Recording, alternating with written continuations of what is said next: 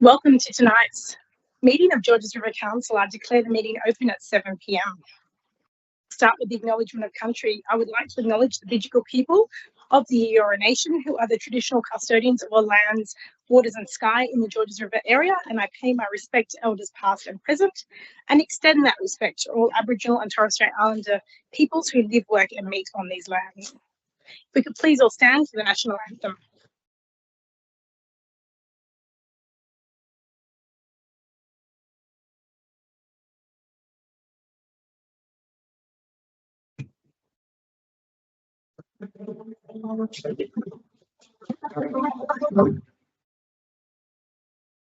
Australians, all let us rejoice, for we are one and free. With golden soil and wealth of toil, our home is the by sea. How let the mountain nature's gifts of beauty rich and bright. In history's space, let every state of West Australia bear.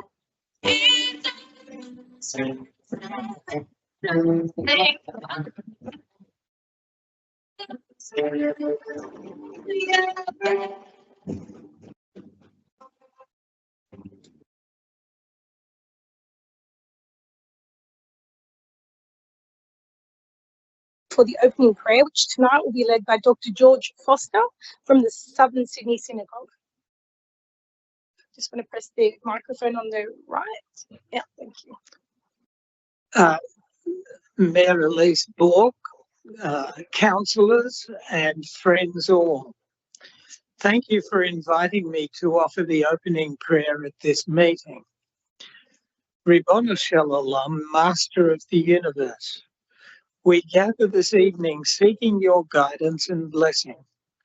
Grant the members of this council the wisdom of our ancestors, the strength to pursue justice, and the compassion to serve every member of our community with integrity and goodwill. As the festival of Hanukkah begins next week, we recall the miracle of the small light that endured and the victory of a people who stood for their faith, their freedom, and their identity. May the light of Hanukkah inspire all of us to bring illumination where there is darkness, hope where there is uncertainty, and unity where there is division. Share or Ba'olam, may there be light in the world. May this council be blessed with clarity in its deliberations, harmony in its discussion, and success in all efforts that contribute to the well-being of the Georges River community. May I also take this opportunity to wish everyone a very Merry Christmas and a happy, healthy, and above all, peaceful New Year for us all. Amen. Please proceed.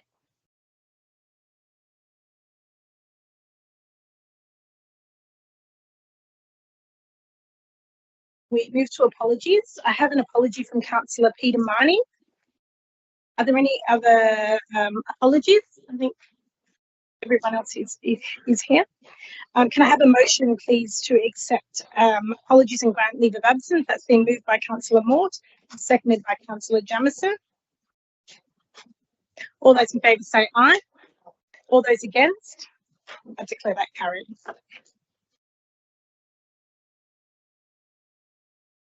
We've had no request to join via audio-visual link.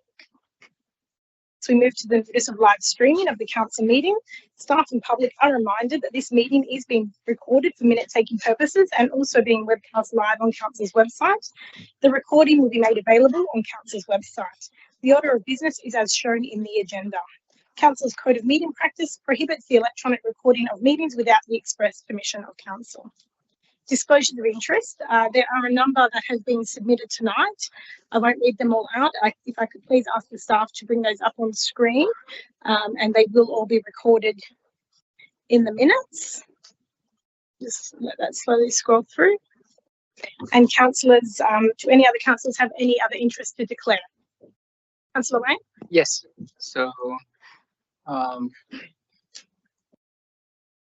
I have an interest, special interest to declare for CCL 122-25, public exhibition of amended number 7 to the George River DCPs, biodiversity and social planning controls, as my residential home to be within this area and subject to financial gain or loss. Thank you, Councillor Wayne. You submitted that now to the Yes, I did. Thank you. That will be recorded in the minutes. Any other disclosures, councillors? No. We will move to the public participation on the items on the agenda, and there are 15 speakers registered for tonight's meeting. I will remind speakers that speakers have a 3-minute time limit. The first sound you hear indicates that you have 1 minute remaining. At the second sound, please conclude your comments. Our first speaker tonight is Don Smith, speaking in person on MM02325, Mayoral Minute Recognition of Councillor Catherine Lansbury's 20-year service award. Thank you, Don. And just press the button on the right. Good evening. My name's Don Smith. I'm a life member of the Australian Labor Party and have known Catherine for at least the last 20 years, and all through her period of local government. Catherine's dedication and commitment to the community throughout has been outstanding, and the Cobra Carlton branch of the ALP, which I'm president of, is extremely proud of her achievements over a very long time. We congratulate her on such an effort, and under often difficult circumstances, and she's done a sterling effort. She's always engaged with the community and listened to the individual issues as they arose, and acted with great energy and integrity in seeking solutions and outcomes for the people in the community. I would, one example I raise is that for a very long time, Catherine has been regaling us with stories about the pool and it needing to be rebuilt, and the arguments back and forth on that. And Catherine has been an incredibly strong advocate right from the beginning on that, because I think she used to use the pool in the old days. So that's she was a very good advocate for that. She communicated with the local community. She liaised and advocated on that behalf. And I know she was part of a very large effort, which has now come to fruition with support from the state government and the federal government, which is a fantastic outcome for the community. And just once again, I congratulate you, Catherine, on such a great career in local government. You have made an outstanding commitment. Thank you.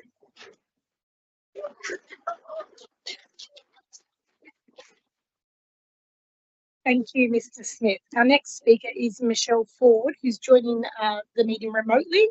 She's also speaking on MM02325, Mayoral Minute Recognition of Councillor Catherine Lansbury's 20-year service award. Hello, Michelle. Are you online there? Hello. Hi, Michelle. It's Mayor Elise Borg, and you are connected to the meeting. Please go ahead with your address. Hello. Michelle, am I? yeah, you're live to the meeting. So if you'd like to start your address to the councillors, please go ahead. Oh, thank you. Yes, thank you for having me on the phone to call in. My name is Michelle Ford, known in my youth as the Cars Park Cannonball, and I had the privilege of representing Australia in swimming, including winning an Olympic gold medal. This evening, however, I'm here to congratulate Councillor Catherine Lansbury on 20 years of service and to thank her really for her unwavering commitment to our community. Going back in time, I first met Catherine in 2017 when the future of the Cars Park pool was suddenly and unexpectedly under threat of demolition. It was a shock to many of us that the community asset of such significance, one, in fact, with international renown and deep local roots, would be at risk. Catherine reached out to me because she wanted to understand more. We spent hours sitting on the bench at Cars Park, talking. As a councillor, she had the responsibility, of course, of representing the council's position, which was to get rid of the pool. But what set her apart was that she truly listened. At a time when many stepped back, Catherine stepped forward. With grace, conviction and courage, she advocated for the value of this treasured community asset and the need to preserve and protect it to the future generations. Thank you, Catherine. 8 years now have passed, and in that time I've watched Catherine continue to grow as councillor, demonstrating diligence, strength and an unwavering dedication to her role. She embodies what it means to be a representative of people, a genuine voice for the community. Tonight, I want to take this opportunity to thank Councillor Lansbury for her outstanding service, her presence, and her continued work on behalf of us all. Thank you. Thank you, Michelle. Our next speaker is Mr. Jeff Powys, speaking in person on Mayoral Minute 02525, tabling of the Kogarah War Memorial Pool Historical Report. Thank you, Mr. Powys. Thank you. My name is Jeff Powys. I'm representing the Kogarah Bay Progress Association, and tonight our Mayor will table a report on the history of the Cars Park Memorial Pool. This one here. I was lucky enough to use the pool from its opening in 1966 through to almost to its closure in 2019, and from that vantage point I'd like to make a couple of points that stand out to me. The first is the incredible and indisputable social benefit delivered by the pool. We're all aware of the many Olympic and world champions it produced, the countless school carnivals and weekend competitions it hosted, and so on. But less evident was the contribution to the physical and emotional welfare of our community. The workers who had come for laps before and after work, the rehabilitation classes, and so on. It truly was a wonderful long-term community asset, and if there are any doubters, its replacement will be just as valuable. My second point relates to the pool status as a war memorial. The people who conceived and delivered the pool in 1966 were the generation who defended Australia in the Second World War. They knew firsthand the horror and cost of war, and they wanted their mates who did not come back to be remembered. And I'd like to think that somewhere in the new pool, that legacy will be respected. And my last point is the inspiring example of what can be achieved by grassroots community action. The people who conceived the original pool were ordinary mums and dads with kids at the local schools. It was not an easy ride. It took over 8 years, and they were told repeatedly it was nothing more than a pipe dream. But they would not, and they did not give up. It was an epic saga of conviction overcoming apathy.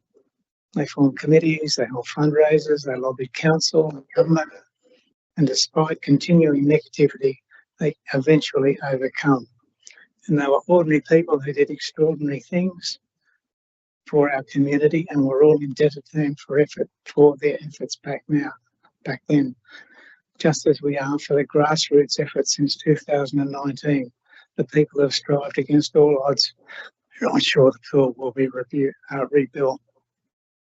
So this report is a great read, and I would commend it to everyone who has an interest in the evolution of that little corner of our community. Thank you. Thank you, Mr. Powers. Our next speaker is the author of that report, Dr. Darren Mitchell, and this is a written submission on Merrill Minute 02525, the tabling of the Kogarah War Memorial Pool Historic Report. Matthew? Kogarah War Memorial Olympic Swimming Pool at Carrs Park is a place of local significance. It's been a valuable community sporting facility, a venue for learning, water safety and enjoying the delights of swimming that has served people across Georges River since 1965. And it's a community war memorial that pays tribute to local citizens who served in the Second World War. Kogarah War Memorial Olympic Swimming Pool is not only of local significance, it also has a place of national significance. A pool that has nurtured future Olympians, instilling pride across a district renowned for sporting success, and a memorial to the nation's wartime commitment that ensured peace and freedom, and then for us today. The generation that built the Kogarah War Memorial Olympic Swimming Pool were ambitious for this community. They embraced the peace that came from the victory in the war and set about nurturing human health and excellence. They pursued these dreams with an unwavering hope in the future, and they were a practical generation who realised their ambitions. I commend the Georges River Council in pursuing the rebuilding of the pool, for being committed to treasuring the legacy of earlier generations and for finding inspiration in this proud history of practical hope. I am confident generations to come will express their own gratitude to you for being able once again to enjoy gathering at Carrs Park Pool, and in frequenting it every day, paying their own respect to all of those who have sacrificed much for our nation. I place on record my thanks for the privilege of working to document this history, especially to Mayor Elise Borg and Councillor Natalie Mort, as well as members of the Kogarah Bay Progress Association, whose ball bears were the genesis of the pool project. I look forward to seeing your ambition realised in the service of this community in the time and spirit of taking pride in this community. Thank you. Our next speaker is Mr. Kim Wagstaff. That is also a written submission, and that is on CCL 122-25, which is the public exhibition of Amendment number 7 to the Georges River DCP, Biodiversity and Foreshore Controls. Councillors, my apologies for not being able to speak to you in person tonight, but I wanted to apprise you of the extreme importance of this motion to the amenity and environment of our whole LGA. The proposals put forward for amending the DCP, which you are asked to endorse, are somewhat focused on ameliorating the impacts of future development, particularly those of now mandated TOD proposals and low to mid-rise housing policies to retain and strengthen the green and leafy character of the LGA.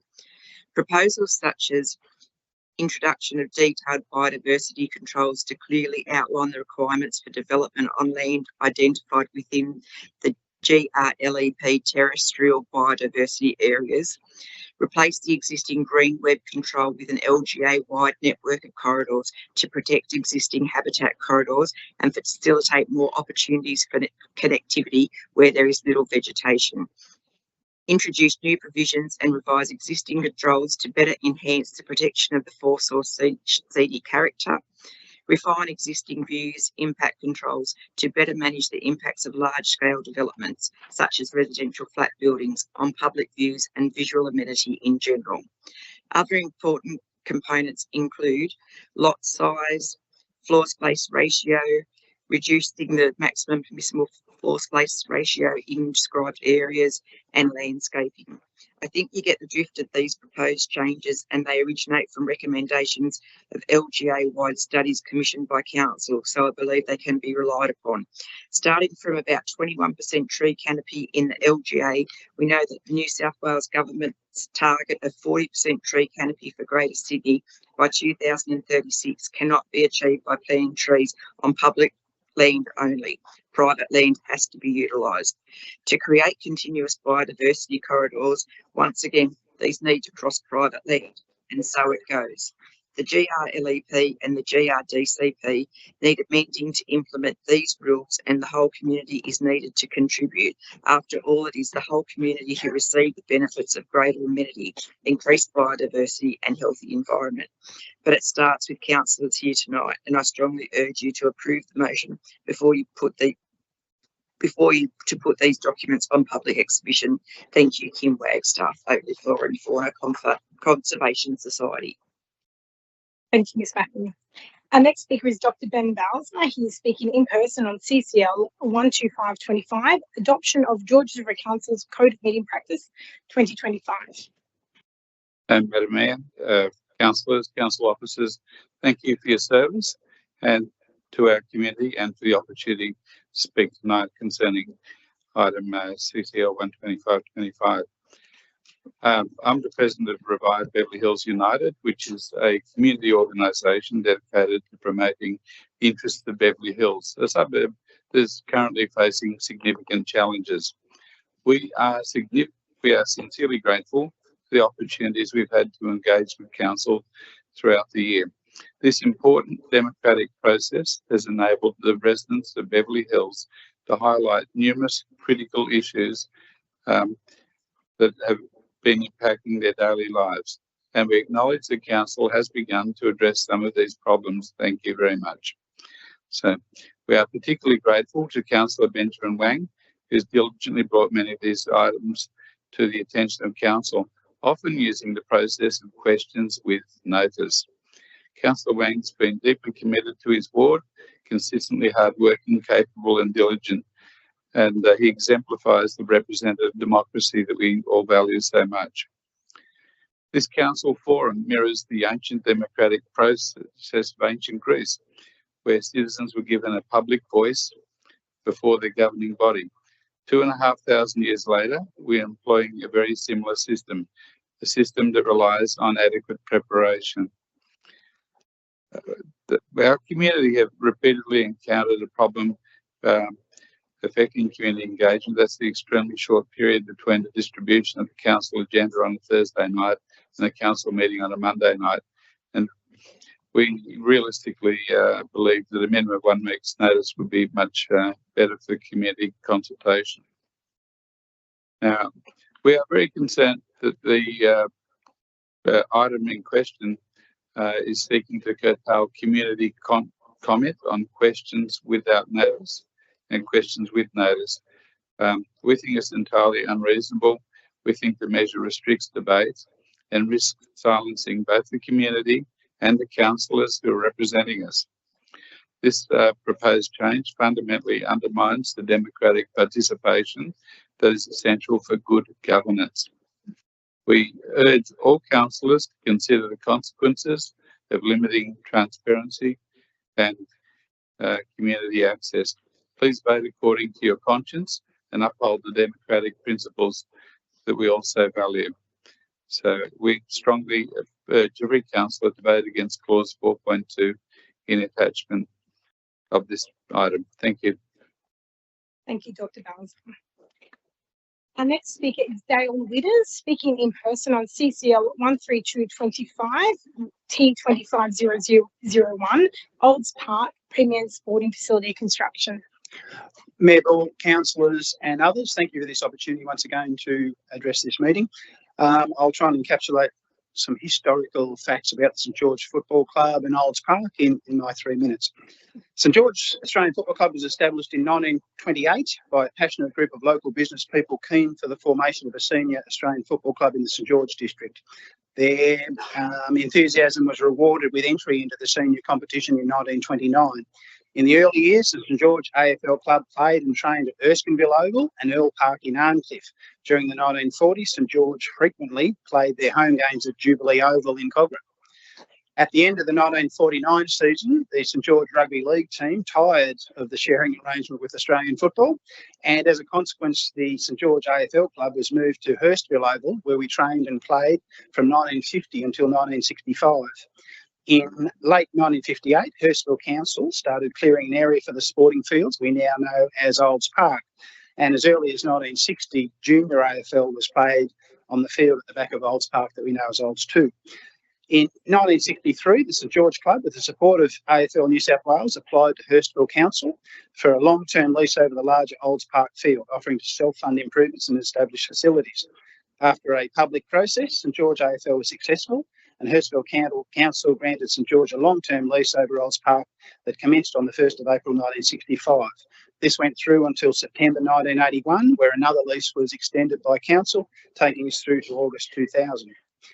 In 2019, St George re-established a women's AFL program which has been significantly successful and is a great source of pride for our club, culminating in our senior women's team being promoted to the Women's Premier League competition in 2024. In 2025, St George fielded 8 teams and will be adding a women's under-20s team to our roster for season 2026. Council support for starting construction on the new facility at Olds Park will be a very significant catalyst for further growth in our women's program and will provide our women's teams with the sporting facilities and the respect that they deserve to play the game that they've chosen. For nearly 100 years, with 60 years of those at Olds Park, the St George AFL Club has enjoyed an amazing relationship with St George Region and our local councils, and we are very excited about what the future will bring for the sporting community in our area. With the construction of facilities which will be amongst the best in New South Wales community sport. Thank you. Thank you, Mr. Widders. And well under the 3 minutes. Our next speaker is Caitlin Eisenhuth in person, speaking on the same item, CCL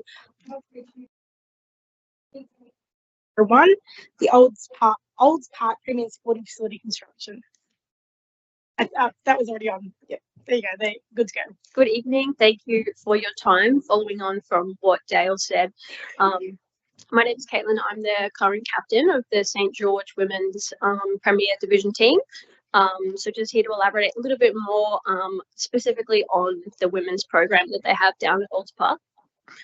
So I joined in 2023, have now completed 3 seasons with St George. And we currently have 3 women's teams that take the field every weekend during our season. In 2024, we were promoted to the Premier Division competition.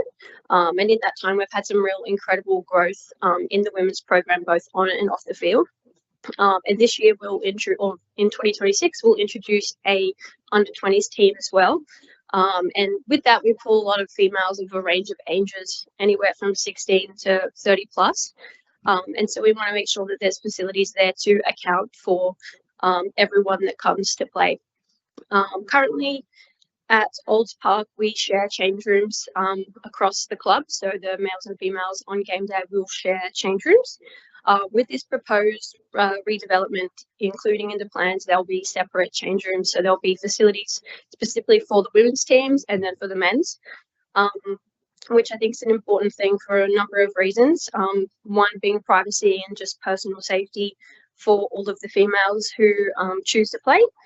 And that's both for trainings during the week. If you're coming from work and you need to get changed, there'll be a space to do that, as well as before the game to also receive physio treatment in a private space as well. And then after games, we'll commonly have club fundraisers or sponsored events to attend. So facilities to allow us to shower, as well, again, just ensuring that it's a private and secure space for the females. But yeah, exciting times at St George, seeing the growth of women's football and new facilities that are proposed to be developed at Olds Park will really provide a space to continue to see that grow in the coming years. Thank you. Thank you. Our next speaker is Nick Baglin, speaking in person on the same item, CCL 13225 T25001, which is the Olds Park Premium Sporting and Community Facility Construction. Please go ahead. Good evening, councillors, and thank you for the opportunity to speak today to represent the AFL and both the St George Dragons Senior AFL Club and the Penshurst Panthers Junior Australian Football Club. I'd like to begin by acknowledging the important role this facility plays for our local football community. The site is home to a growing junior club and a senior Premier Division club, 2 clubs that together provide players the ability to commence playing through Auskick as a 5-year-old and end their careers playing Masters football, all while at Olds Park. Olds Park is one of the only fields across Sydney offering a full player participation life cycle opportunity. Importantly, both clubs have experienced significant growth in the women and girls football in recent years, with a 41% increase in participation between 2019 and 2024. Across the two clubs, women's participation makes up 36% of overall participation, well above the state's average of 30%.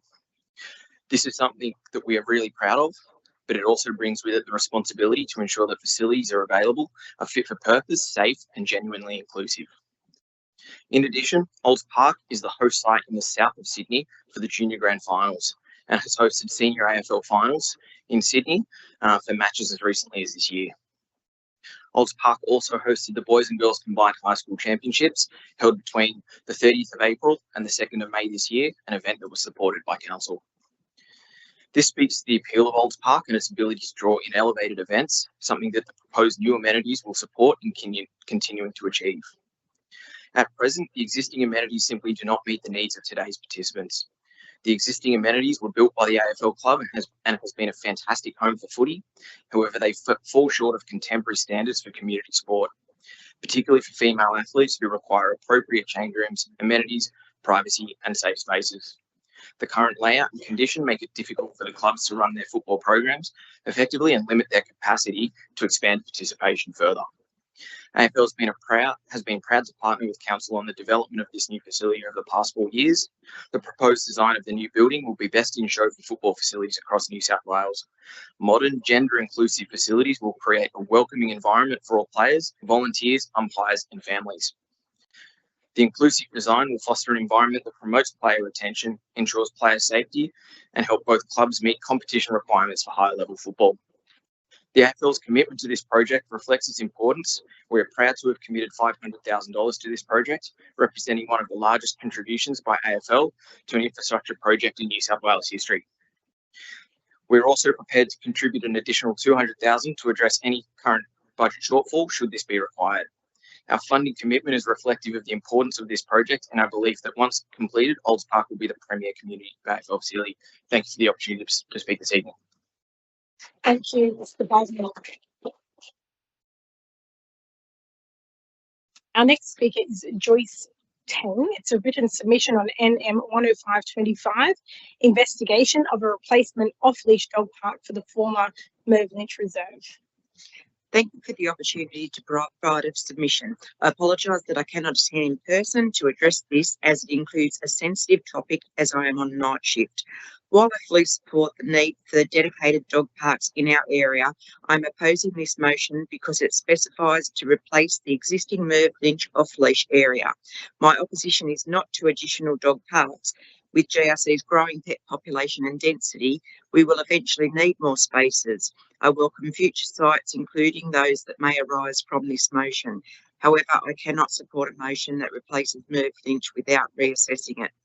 Merv Lynch is an underused, highly suitable space that serves families, dog owners and the wider community well. Relocating instead of reviewing the original decision only reinforces a process many residents believe was driven by entitlement rather than evidence. For example, months of complaints about dogs passing through the playground immediately stopped once adjoining homes regained their quiet buffer, even though families still bring their dogs with their kids. This suggests the issue was never truly about dogs or safety, but instead as a pretext. I was even approached on the street last Christmas and asked to keep away so a neighbour could use the public space for a private gathering, which highlights this pattern.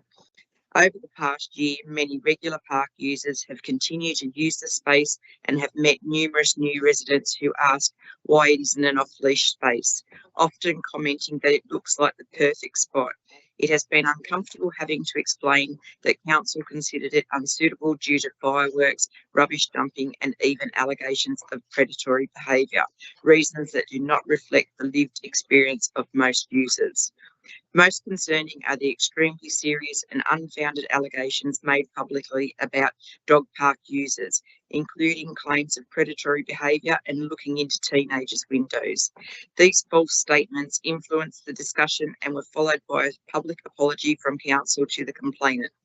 For those in public service roles requiring police checks, such defamatory accusations carry real professional risk, and the combination of that apology and the park's closure has given the impression that council accepted these claims as credible.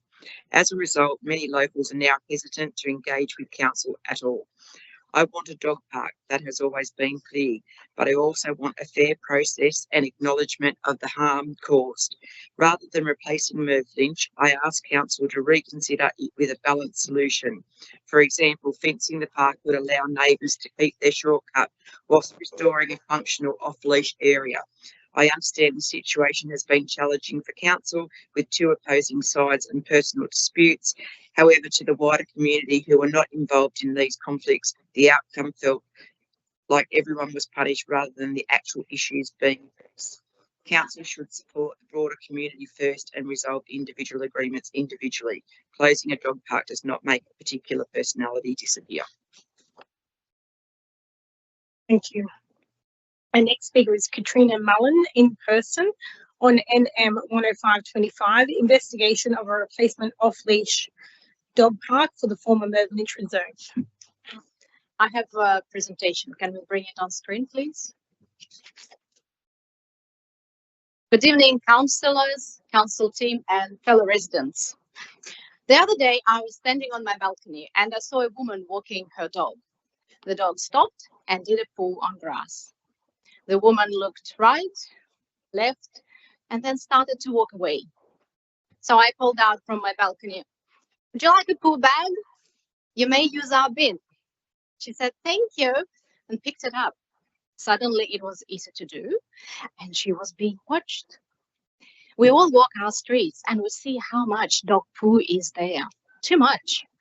Surprisingly though, dog parks are much cleaner. Why?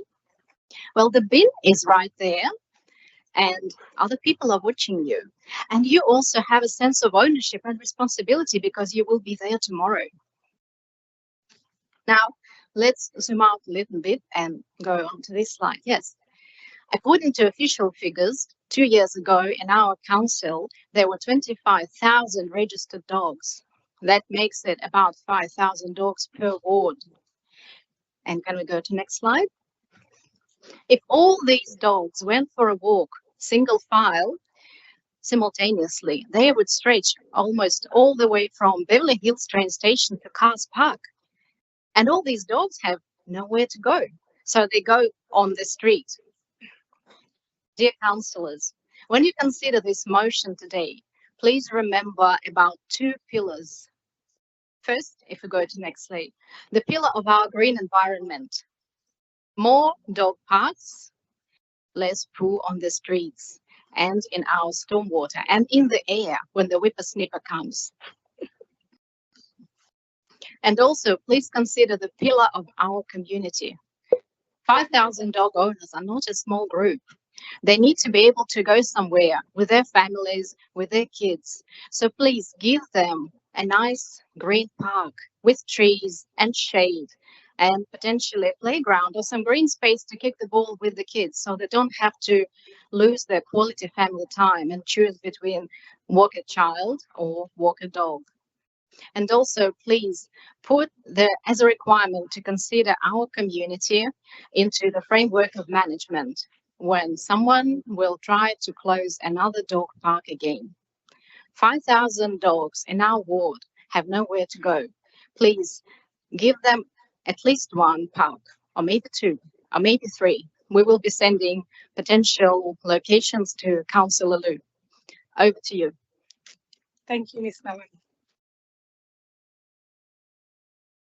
Our next speaker is Archie Kalogeropoulos in person on NM 10525, investigation of a replacement off-leash dog park for the former Merv Lynch Reserve. Please go ahead. Thank you. Hello, everyone. Thanks for the opportunity. When I heard about this motion, I thought I owe it to come and talk about this because I've gotten a lot out of dog parks since I bought a dog. About 1 year ago, I bought a little toy poodle from the pet shop at Westfield, Hurstville, and I thought this is going to be so time consuming. I'm going to have to travel far to find dog parks and and I've got 2 little kids, and I thought this is going to be a nightmare.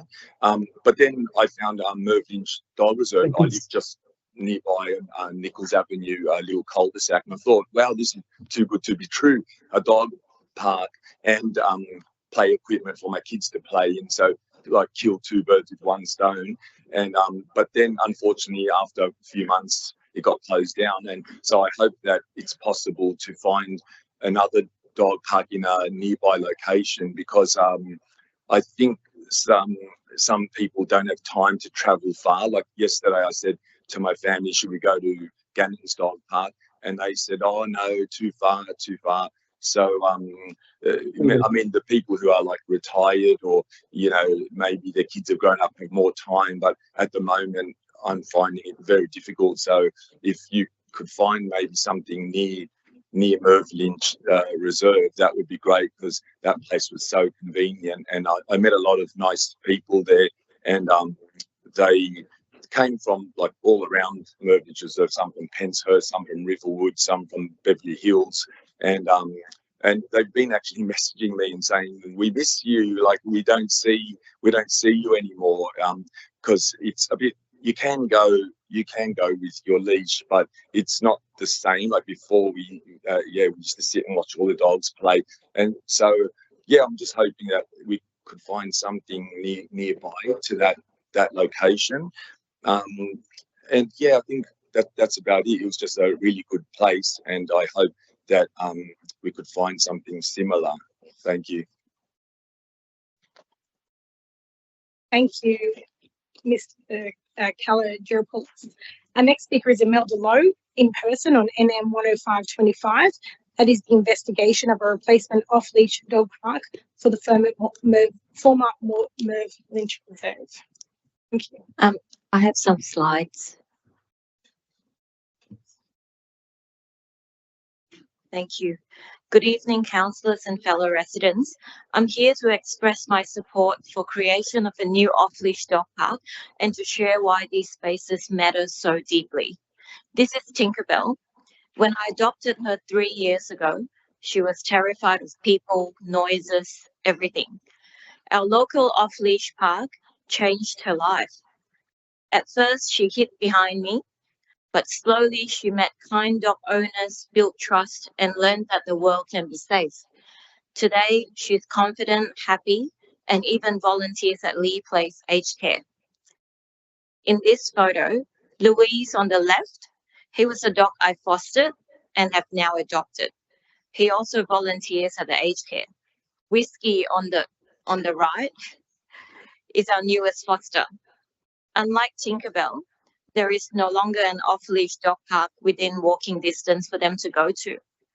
They are 8 and 9 and can't walk to another ward.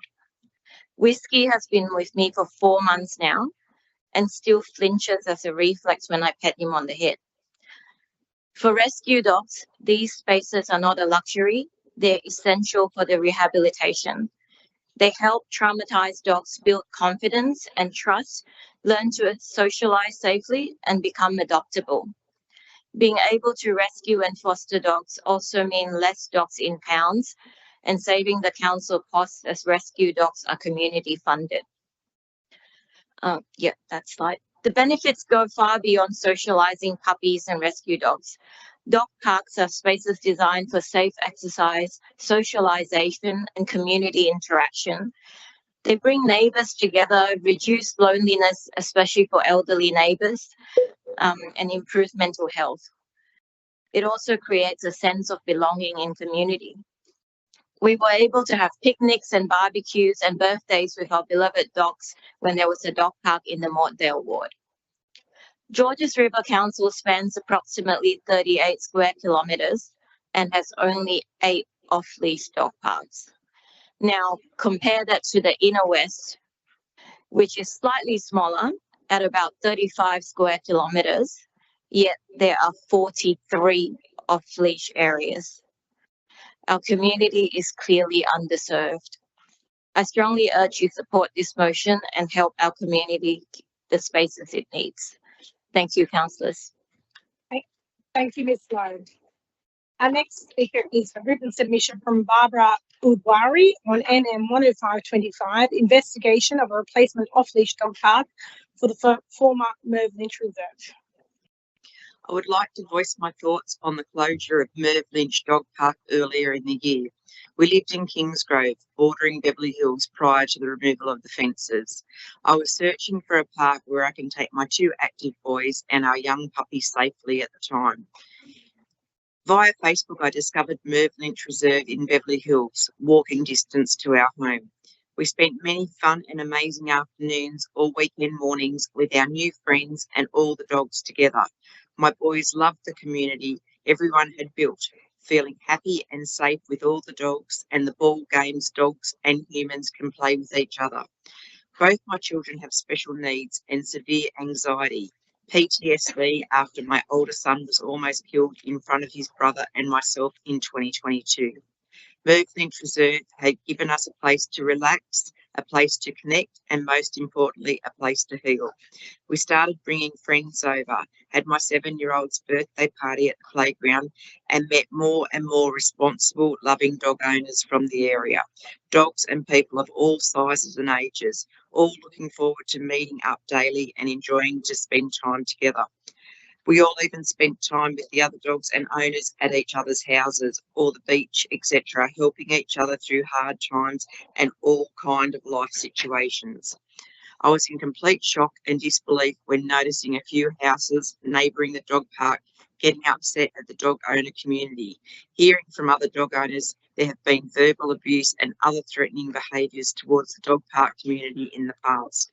I noticed on several occasions photos being taken without permission from the corner house with the swimming pool, including of my children and their friends, which I most certainly did not give approval of. Even after our landlord moved back into the home and we had to move out of the area, we came back to Merv Lynch to spend time with our beloved dog community. Having our dogs on long leashes made them frustrated and reactive, barking much more than while it was an off-leash play area without restrictions to movement. Attempts of the dog owners to resolve the issue have been ignored and shut down by council workers and office staff responding from the council's email account. Since the closure of the park as a safe and protected dog area, my Jack Russell has become lethargic and behaviour challenged, like being inside the house again. My children are also asking me weekly if the dog park will reopen again soon because they miss playing and laughing with dogs and humans alike. The dog park had been such a big help for my life and I feel the impact of its closure daily, with questions and meetings attempts unanswered to this day. Unfortunately, I could not be at this meeting in person, but hoped our story could be inspiration for new discussions. Thank you. Our final speaker for tonight is David Fletcher in person on question with no notice 02125, repurpose of the Moomba to Sydney ethane pipeline hazard analysis. Good evening, councillors and general managers.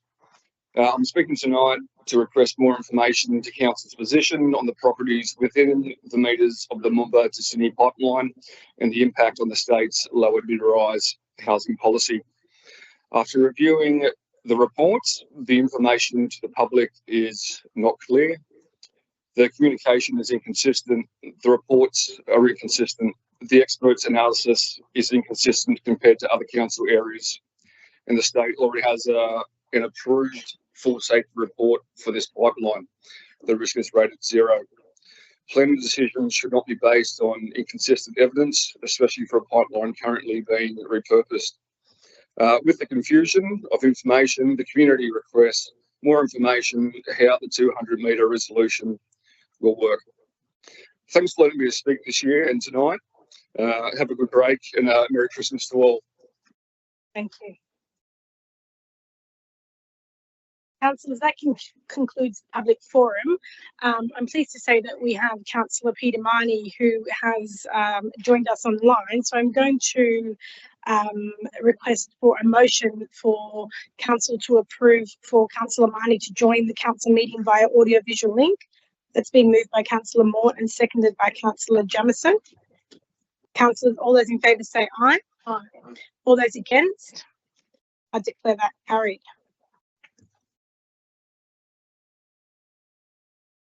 We move to the confirmation of minutes of the previous meeting, CCL 11325, confirmation of the minutes of the meeting held on the 17th of November 2025. That's been moved by Councillor Jamieson and seconded by Councillor Liu. Councillors, any discussion? If not, I will put the motion. All those in favour say aye. Aye. All those against? I declare it carried.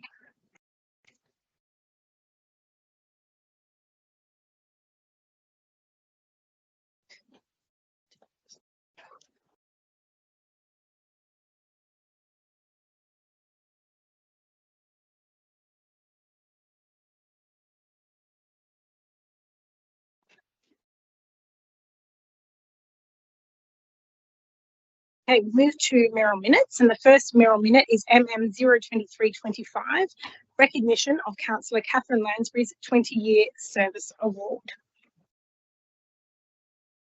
I will read this one out, councillors.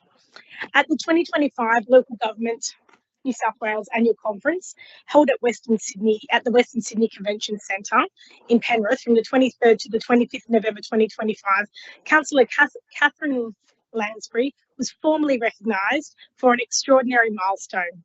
She was presented with a certificate of service by Local Government New South Wales President Phyllis Miller, acknowledging her remarkable 20 years of dedicated service to local government. This honour reflects far more than longevity. It is a testament to 2 decades of commitment and service to the people of Georges River and, prior to amalgamation, Cogra. Councillor Lansbury brings immense integrity and conviction to her role as councillor. She makes decisions for one reason only, because they are in the best interests of the community. Never for popularity, never for politics. Over the years, she has earned a reputation for principled leadership, courage, and a deep sense of responsibility in every matter before the chamber. When issues are complex or contentious, which happens often, she is at her strongest, clear, determined, and unafraid to stand firm for what is right. Councillor Lansbury was elected as Georges River Council's inaugural Deputy Mayor in 2017 and again in 2021 and then in 22-23. She currently serves as the Chair of the Community and Culture Committee and is the councillor member of the Georges River Council Sports Advisory Committee. Her service extends further back to her time at Cogra Municipal Council from 2004 to 2016, including as Deputy Mayor from 2007 to 2008. During that period, she chaired numerous committees and participated in every council working party, reflecting her strong work ethic and deep commitment to public service. One of Catherine's most significant and passionate contributions has been her leadership in the fight to rebuild Cars Park Pool at its current location following its closure in July 2019. Her persistence and determination to protect the treasured community asset have been instrumental in the position we are in today, which is now working in partnership with the New South Wales State Government as it prepares to seek tenders for the rebuild project. Councillor Catherine Lansbury's 20-year milestone represents an exemplary career defined by service, honesty, leadership, and an unshakable commitment to the community she loves. Her contribution to local government has shaped our area for the better, and Georges River is stronger because of her work. I extend my warmest congratulations and deepest appreciation to Councillor Lansbury on this well-deserved honour. And my motion is that Council formally congratulates Councillor Catherine Lansbury on receiving the Local Government New South Wales Service Award in recognition of her 20 years of exemplary service to local government and acknowledges her distinguished and enduring contribution to the residents of Georges River and formerly Cogra.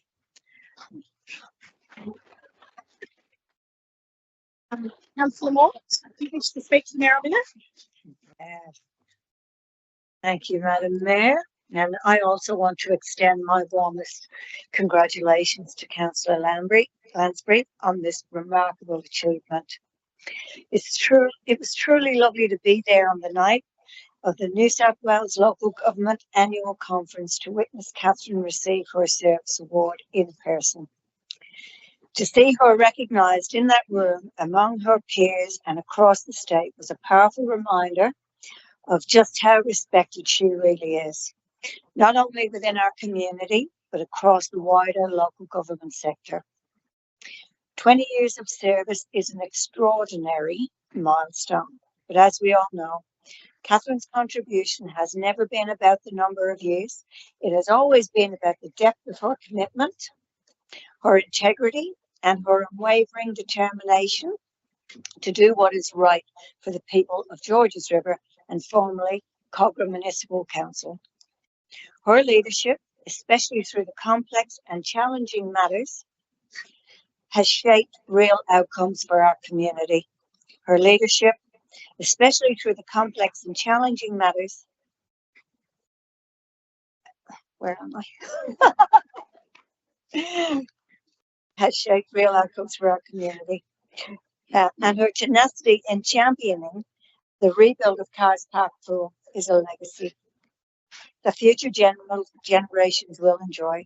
Catherine, your service has made our community stronger, fairer, and better. This recognition is so well deserved, and it is an honour to witness it. Congratulations, Catherine.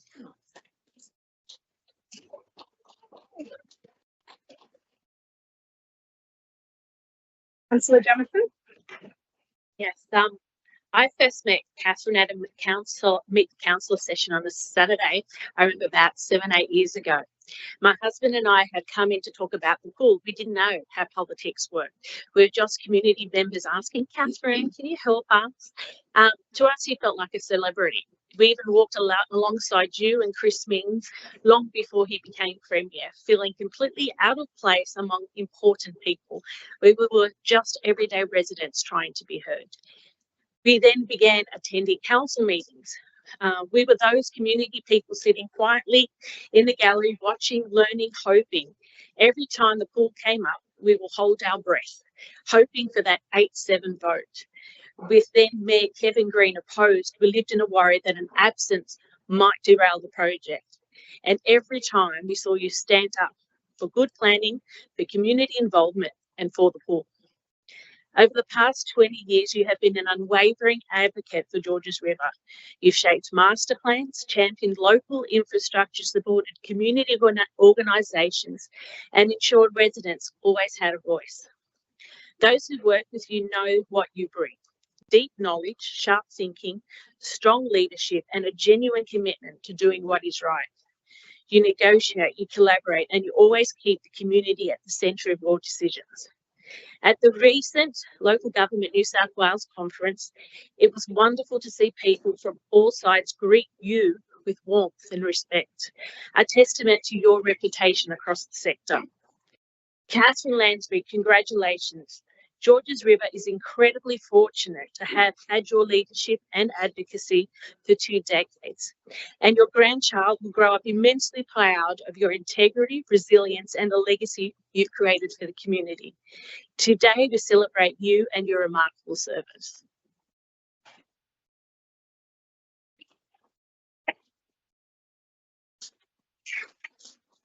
If there's any other councillors who would like to speak, otherwise, Councillor Lansbury, would you like to say some words? Thanks, Madam Mayor. I would like to say a few words. Wow, I feel very special. Thank you so much. Thank you for the lovely and kind words in the Merrill Minute. It means a lot from you. Natalie, Councillor Mort, thank you so much for your kind words. I distinctly remember getting the certificate and the medal at the thing with you standing there like a dance mum, so filming it all, which was very cute. Thank you, Councillor Jamison, for your kind words as well. I also have to thank my crew. Thank you so much, Don, for coming and speaking tonight. And I have to correct you, I've known you for nearly 30 years. I've known you and Fran for nearly 30 years. I joined the Carlton branch in 1996. Not long after we lost the federal election, and Labor lost the federal election. And also I want to recognise my beautiful daughter Sophie and my good friends Serena, Helene and Anthony from my branch. Thank you so much for coming. Thank you to Michelle Ford for her kind words tonight. What an honour it is to have her speak. That was a nice surprise. I do have some notes because now I'm a grandmother. I kind of need notes. Just to get that up front out of the way. My son Billy and his wife Danny had their first child on Friday, Oliver Mitchell. His name's Oliver, which is lovely. And so, yeah, now I'm a grandmother, so I've already ordered the Birkenstock, Sophie. Sorry to let you down. But anyway, it's a bit of a milestone. I have seen a lot, I've learned a lot, and I've experienced some of the best in local government and, to be honest, some of the worst in local government. When I was first elected in 2004, we had no Labor representation in Mill Ward. And in fact, I was told by my Labor colleagues that I really needed to be a middle-aged white guy to get elected in Middle Ward. So I saw that as a bit of a challenge. And as we know, I did get elected along with another new councillor, John Mickelsons, who made us all work a little bit harder because he held us all to very high standards. Our Director of Governance at the time always had one hand on the code of meeting practice because we all knew that John knew it intimately, and he would call out things constantly. Another new councillor in those days as well was the current member for Oatley, Mark Couray. And so it was quite a bit of argy-bargy in the chamber from time to time in those early days of council. However, one of the advantages of Cobra is that we worked pretty collaboratively. You know, Labor didn't have the numbers there, but we worked pretty well as a team. We had our moments. There were things that we didn't agree on very much. I was very much of the view that we needed to fight harder against the amalgamation process, but there just wasn't really the appetite for it at that time. And yeah, unfortunately, as we know, we were sacked in May 2016.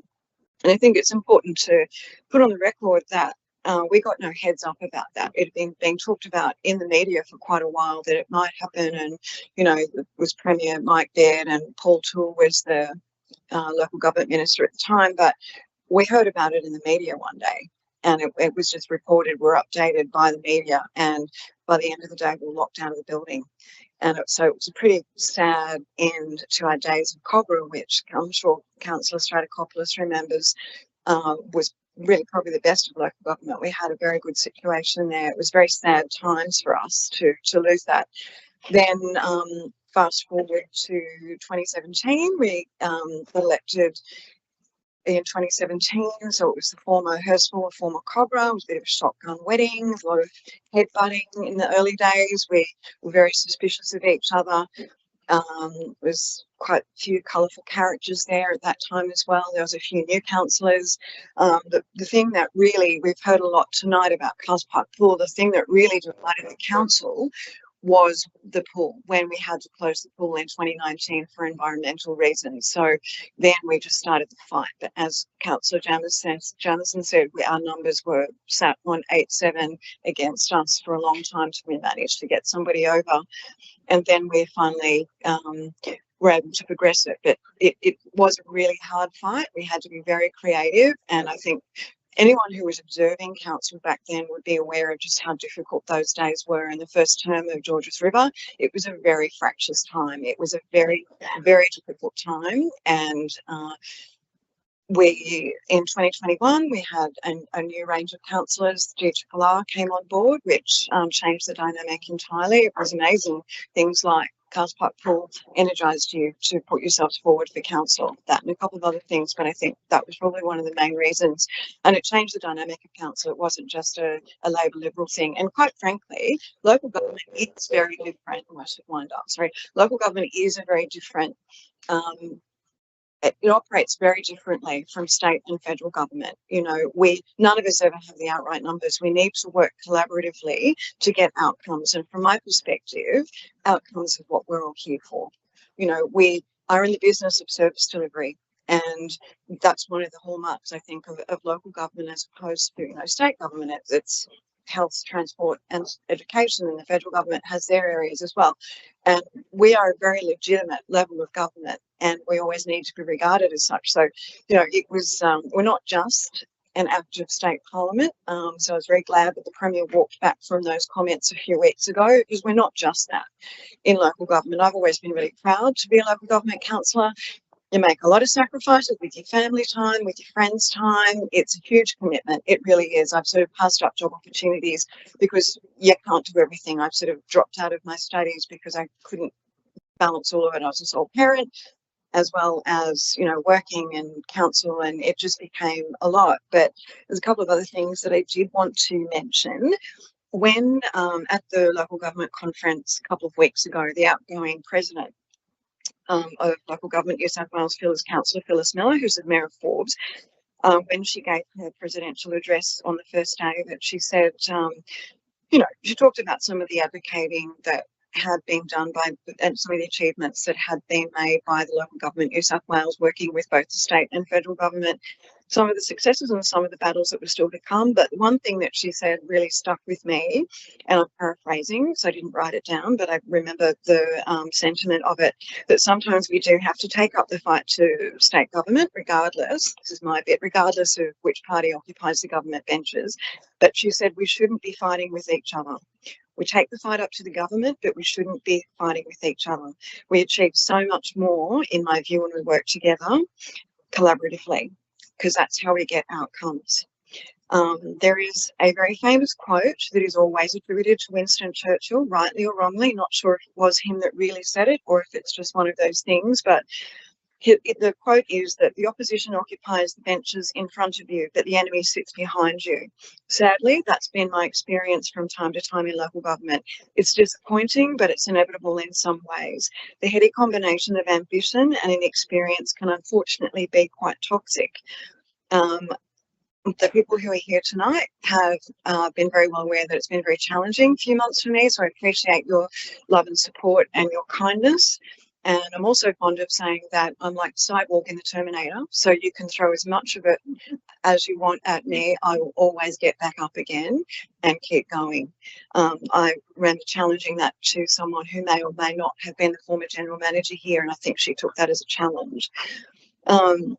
Some of my proudest moments in council have been the quiet ones, when I've helped someone to get a favourable outcome, which really has made a difference to them.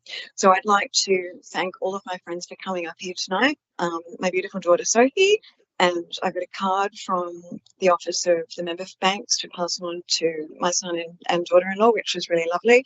Thank you everyone for your support. I look forward to, we've got 3 more years of this term, so you're stuck with me for that long at least. I look forward to working with you collaboratively in the new year and wish you all the best for the festive season. Thank you.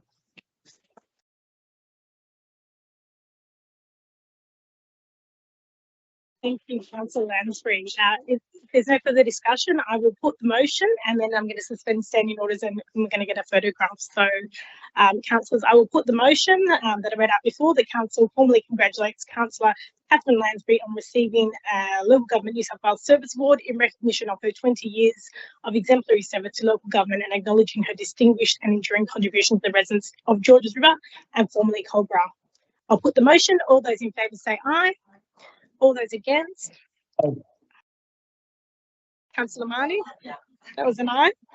I declare the motion carried. And I will now just suspend standing orders and I'm going to invite Councillor Lansbury up here and we're just going to get a photo with your medal, if you can.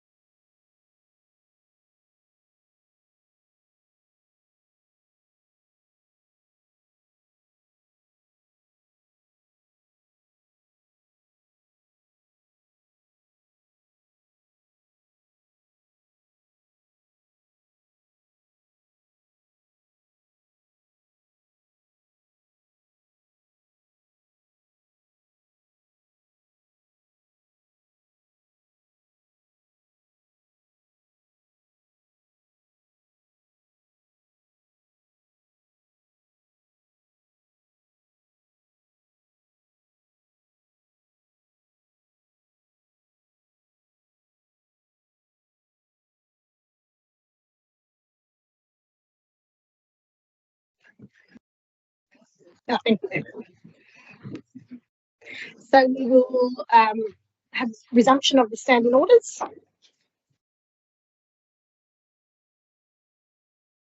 Being 8 p.m. Oh, sorry. I just didn't get it.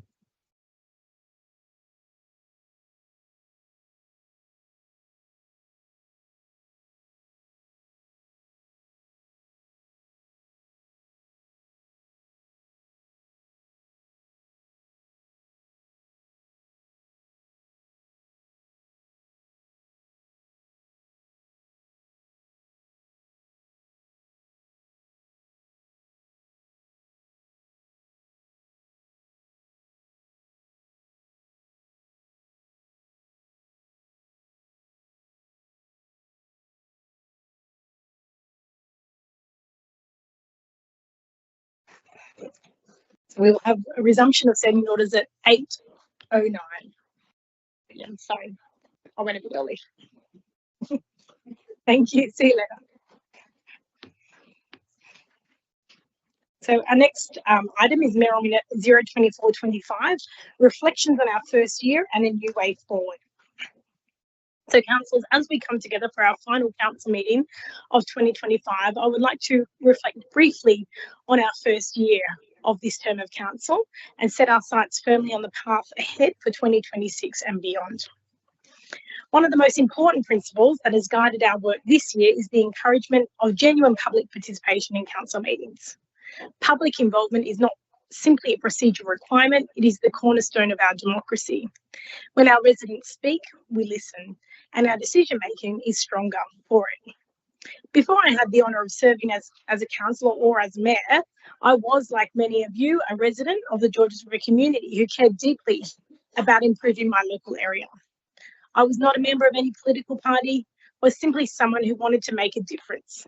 And that perspective continues to shape the way I approach this role and informs my commitment to being a mayor who works constructively with every councillor in this chamber. Our community expects us to collaborate, to be strategic, and to deliver outcomes, and I remain dedicated to doing exactly that. Tonight, we also mark an important milestone. As we enter 2026, we'll be adopting a new code of meeting practice, aligned with the changes introduced by the Minister for Local Government. It's an initiative that represents a significant reform on how our council meetings operate. These changes will strengthen the effectiveness and transparency of our decision-making processes while continuing to uphold and encourage meaningful public participation in council matters. This reform is an important step forward for our organisation and for the community we proudly serve. I would also like to extend my sincere thanks to our Georges River Council executive team and all staff for their support, professionalism and hard work throughout the past year. Our outdoor teams in particular, who are the everyday face of our organisation, continue to present our city with pride. Their efforts often go unnoticed, but they make an enormous difference to the quality of life in Georges River, and I want to acknowledge them formally this evening. To our many community groups, organisations and volunteers, thank you. You play an essential role in supporting our residents and strengthening the social fabric of our LGA. Council is proud to partner with you, and we deeply value the services, connection and spirit you bring to our community. Finally, to all residents of Georges River, I wish you a safe and Merry Christmas, and I hope you all have the opportunity to enjoy a well-deserved break and precious time with family and friends over the summer period. And I look forward to working alongside councillors, staff and our community in 2026 as we continue strengthening Georges River into a more connected and resilient city. So my motion is that Council recognises the valuable contribution of all Georges River Council staff throughout 2025, express its appreciation to the many community groups, organisations and volunteers who support and strengthen our community, and extend warm wishes to all residents for a safe and Merry Christmas and an enjoyable summer period with family and friends. Councillors, any discussion? Councillor Lou? Thank you, Madam Mayor, for this brief, like kind of a debriefing of the first year of this term. Congratulations on the achievement and the dedications and commitment that you really put into this year. and along with the other councillors. I've been proud to be elected as the deputy as part of this year. So looking forward to work with you and the senior management team in the future. Thank you. Thank you, Councillor Du. Councillors, any other discussion? If not, I will put the motion. All those in favour say aye. All those against? I declare it carried. My last mayoral minute is MM 02525, and that is the tabling of the Kogarah War Memorial Pool Historical Report. So in 2021, Kogarah Bay Progress Association supported the Kogarah RSL sub-branch, successfully securing a grant funding from the New South Wales Office of Veterans Affairs Community War Memorials Grant Fund to research and document the planning and building of the Kogarah War Memorial Pool. The KBPA engaged eminent war memorial historian Dr. Darren Mitchell, who we heard from in the public forum tonight, OAM and MICOMOS, to study and document the historical and cultural significance of the Kogarah War Memorial Pool following its closure in July 2019. In September 2022, Council resolved, I think it was a motion from Councillor Lansbury, NM 08622, that Council notes that the first part of Dr. Mitchell's report, Kogarah War Memorial Pool, A Grateful Community Remembers Its Past, has now been released and available for viewing on the Kogarah Bay Progress Association's website. The Council sincerely thanks Dr. Mitchell for his comprehensive study and report and extends its thanks to the Kogarah Bay Progress Association and its members for their support to Dr. Mitchell during his research of the history of the Kogarah War Memorial Pool. That Council acknowledges the expertise and support of the local studies team at the Clive James Library in Kogarah and thanks them for providing Dr. Mitchell access to the library archives. And Part D, further, the Council requests the Kogarah Bay Progress Association provide copies of Dr. Mitchell's final report for Council's library collection and records. Dr. Mitchell's report, Kogarah War Memorial Pool, A Grateful Community Remembers Its Past, has now been published, and Councillor Mort has been provided with a copy by the Kogarah Bay Progress Association to table at tonight's meeting.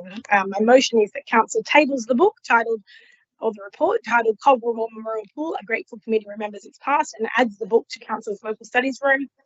And thanks Dr. Darren Mitchell and the Kogarah Bay Progress Association for the donation of the publication. So Councillor Mort is going to table that.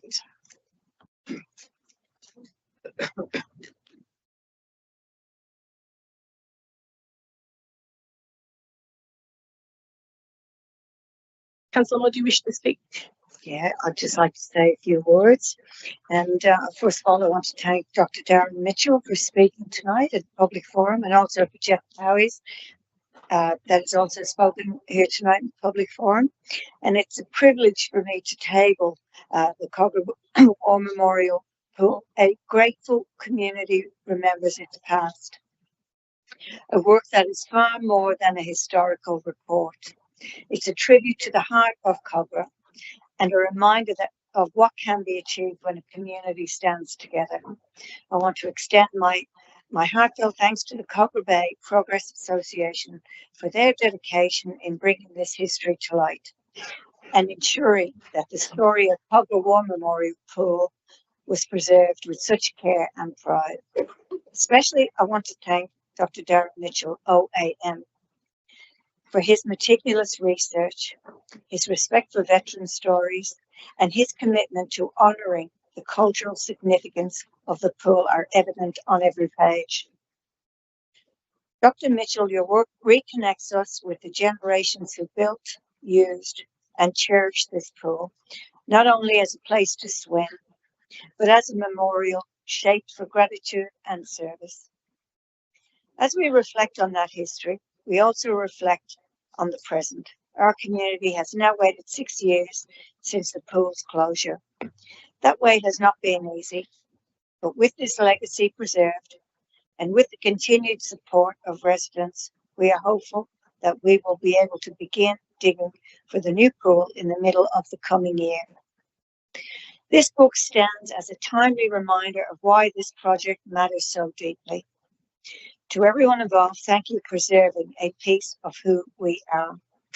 This publication will sit proudly in our local studies collection, where it will inspire future generations and keep the story of Cogger War Memorial Pool alive. Thank you. Thank you, Councillor Mort. Do any other councillors wish to speak to the mayoral minute? I just have a couple of comments. What struck me most in the historical report on the original campaign to build Cars Park Pool was how many parallels there are with what we're facing today.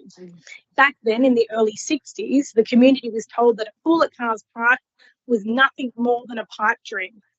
The report cites that a reluctant councillor used that exact word, and we heard that from Mr. Powys in the public forum tonight. So my question is, does that sound familiar to anyone watching the current campaign to rebuild this much loved facility?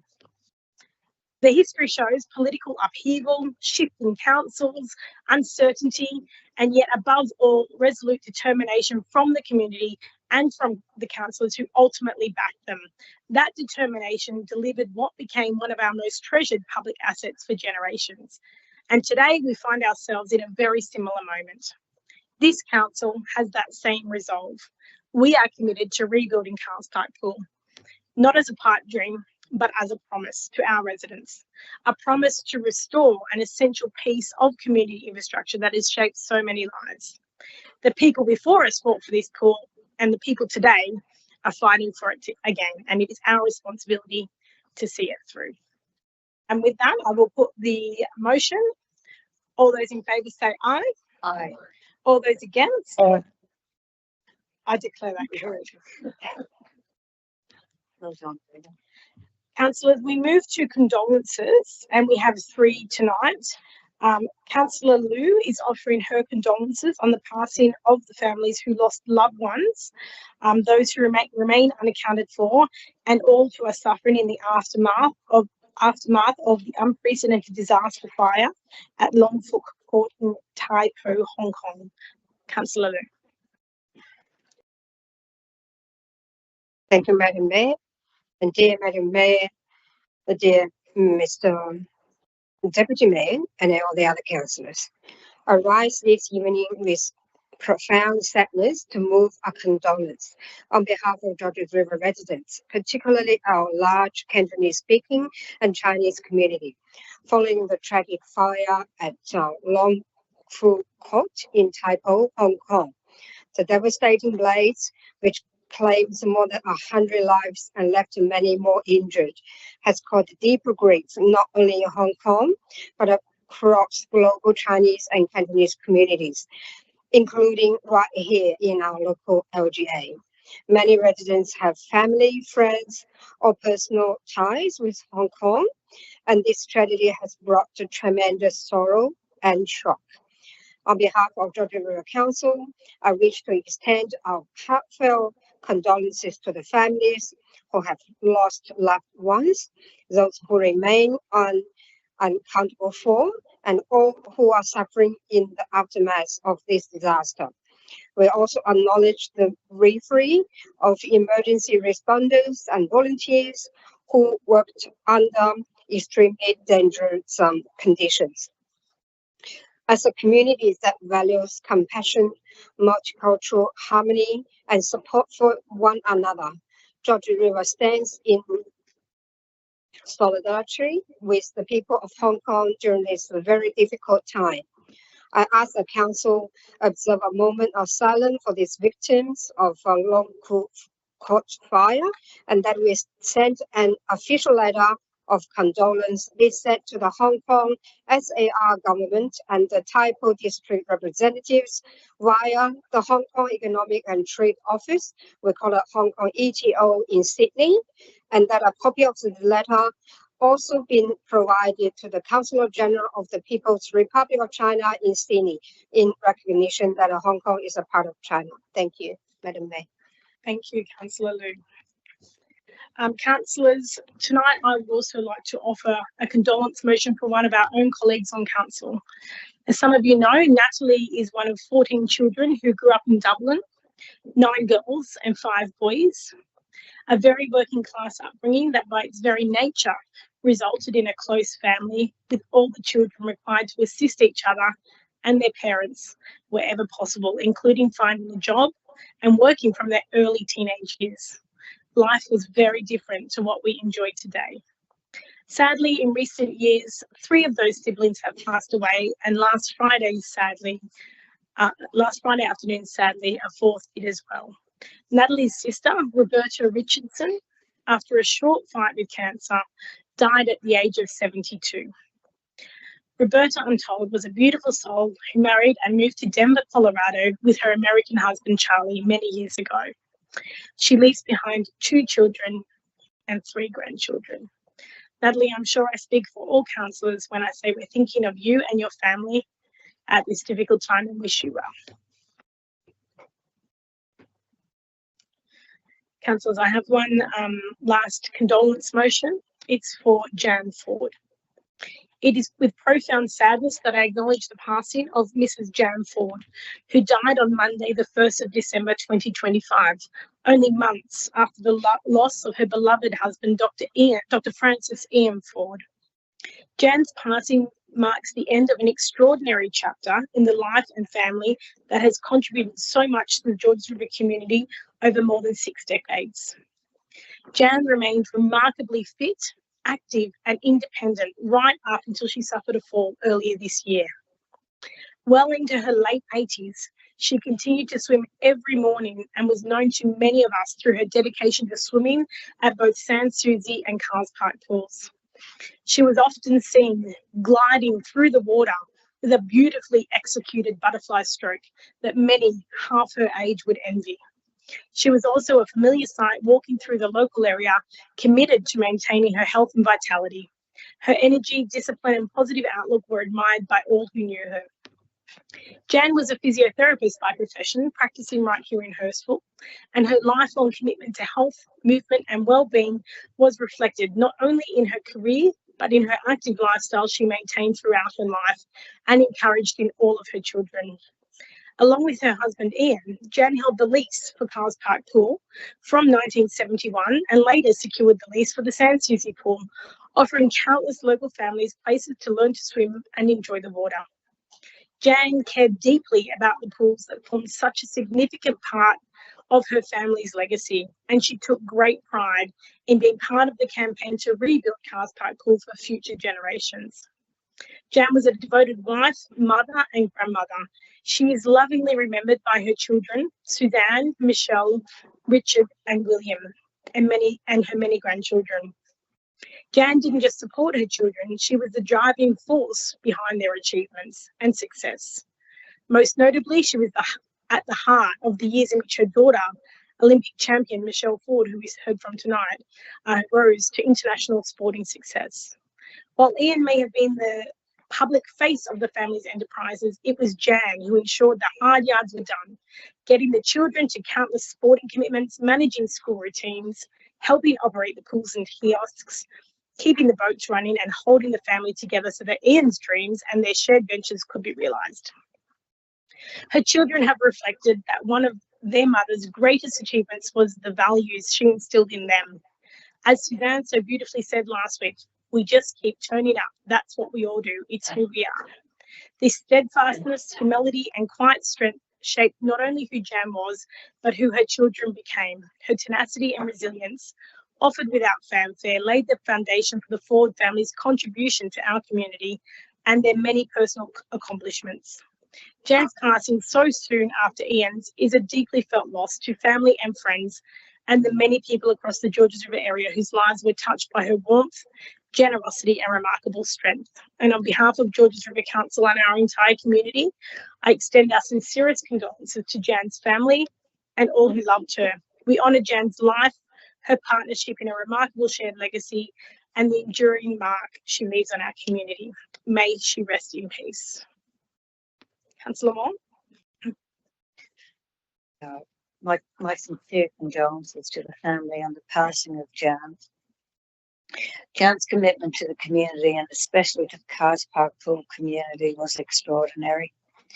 Jan was involved from the very beginning of the pool journey, and it is a true testament to Jan that she showed up to almost every meeting, every consultation, every discussion that shaped its future.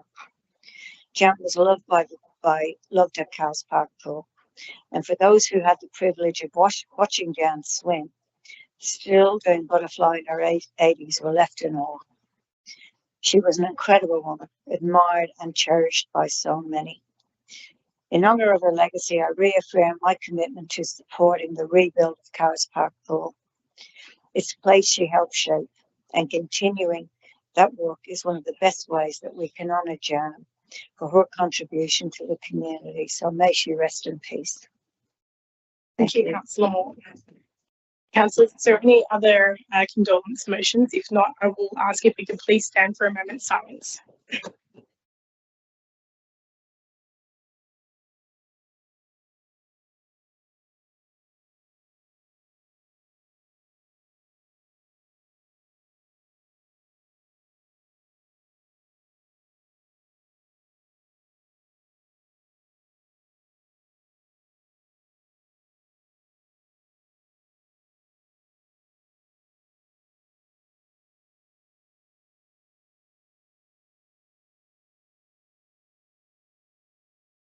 Thank you. Please be seated.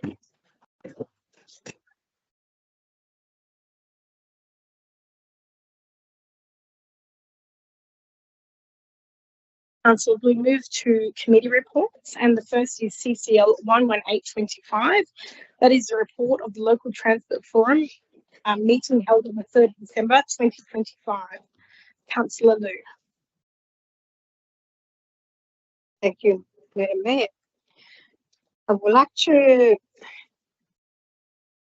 go through all the items within the minutes of the forum meeting from TAC 056-25 to LTF 101-25. Apart from two items, the first one is LTF 092-25 and the second one is LTF 100-25. And just confirming, the first item is TAC 05425. I think you might have said 056, just 54. Yeah. So 05 TAC 05425 is the first item. Yeah. So Councillor Liu has moved all items of the local transport forum, excluding the two items that have been pulled out, LTF 09225 and LTF 125. That's being moved by Councillor Liu and seconded by Councillor Mort. Councillors, any discussion on those items? If not, I will put the motion. All those in favour say aye. Aye. All those against? I declare that carried. And we will now move to the first item that was pulled out of the traffic report, which is LTF 09225, Linwood Street and Waratah Street, Blakehurst, proposed traffic safety improvements. Councillor Liu, it's moved now, seconded by Councillor Dmowski. Councillor Liu. Thank you, Madam Mayor. Yes. Now we come back to this one. I think Councillor Dmowski will speak on it. So you're just moving the motion just move it? Yeah. Yeah. Thank you, Councillor Liu. And Councillor Dmowski, you wish to speak as a seconder? To you, Madam Mayor, yes, I would like to speak as a seconder on this motion. I had a video and a couple of video clips, so I'm not sure whether they're ready. It's all right.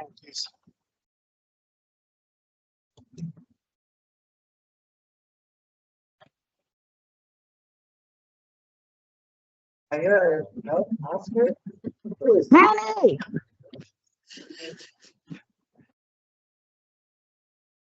This is Linwood and Waratah Street.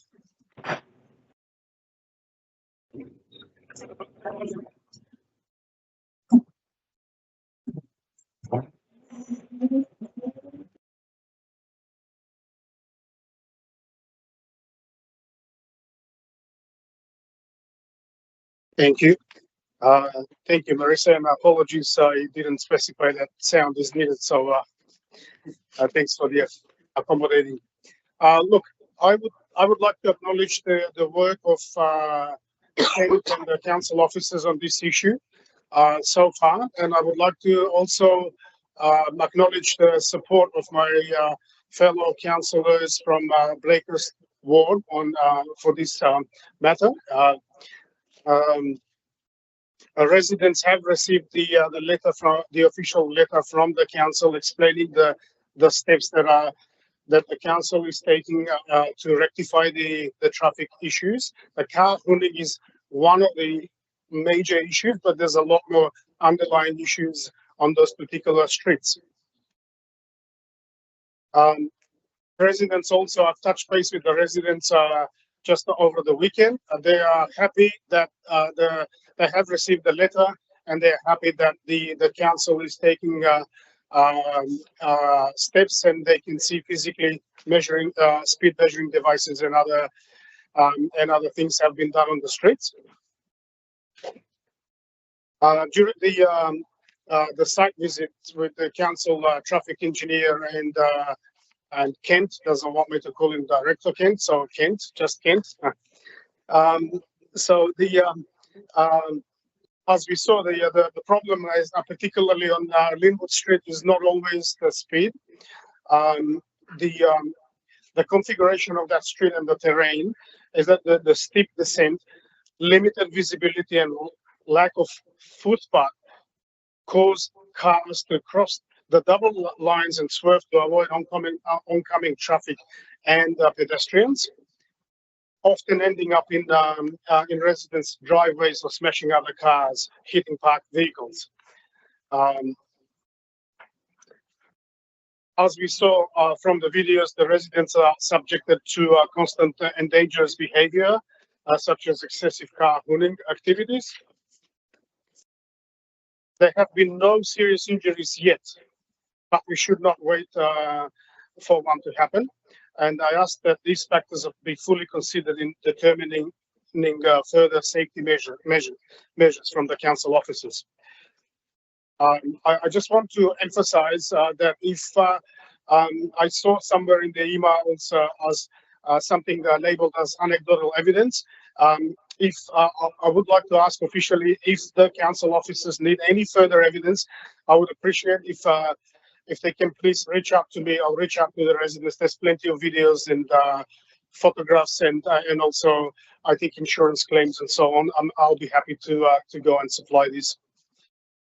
I would like to.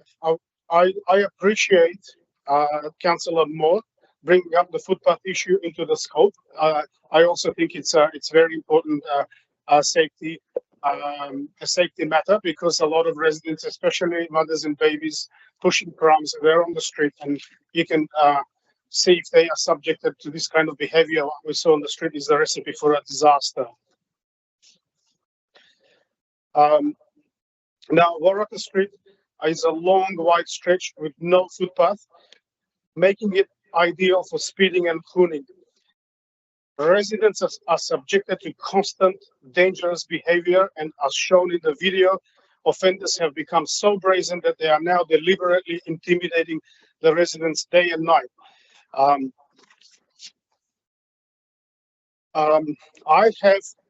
For the record, I have formally raised this matter with the acting local area commander and provided multiple videos and photographs as an evidence.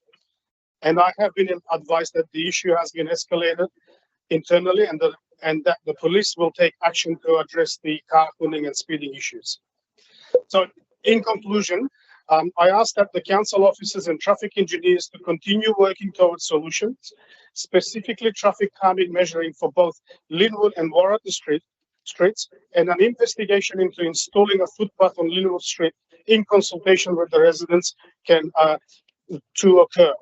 I believe that installing traffic calming devices on both Linwood and Waratah streets, along with a proper pedestrian footpath on Linwood Street, will eradicate hooning and greatly improve safety for the residents. Thank you. Thank you, Councillor Dmowski. Councillor Moore, do you wish to speak on this? Yes, I'll be quick. I just want to thank the staff for moving so quickly on this investigation regarding it. It's amazing what can happen when you work collaboratively, but for a good outcome. But also to, just having seen the brazen hooning, and which I can hear from my house down in Kyle Parade, these guys are out of control, but I know that's you know, just their behaviour. And, you know, on the other side of it, I'd like to see, I see families. I saw one lady that just a couple of weeks ago, and she was walking up Waratah Street, which swings around into Linwood Street, and she had a little baby in a stroller, another child walking alongside the stroller, but also another little kid on a little balance bike. Now, on that corner, when those cars speed around, it's, I don't know how people haven't been killed. So it is important that we have included the idea of maybe looking into getting a path on either side of that roadway, because you just really can't walk on that side of the street while you're pushing a stroller. So thank you to the staff for working to move on this so quickly. Thank you. Thank you, Councillor Mort. We've had 2 speakers for. Do any councillors wish to speak against? If not, I will put the motion. All those in favour say aye. All those against? Aye. I declare it carried. And we move to LTF 125, which is Rose Street and Connells Point Road. Councillor Liu. Thank you, Madam Mayor. Can I move this item? Can I have a second of that? Seconded by Councillor Mort. Thank you. Sorry. Councillor Liu, do you wish to speak? Yeah, just quickly. No. Sorry, this asks Councillor Liu. Do you wish to speak?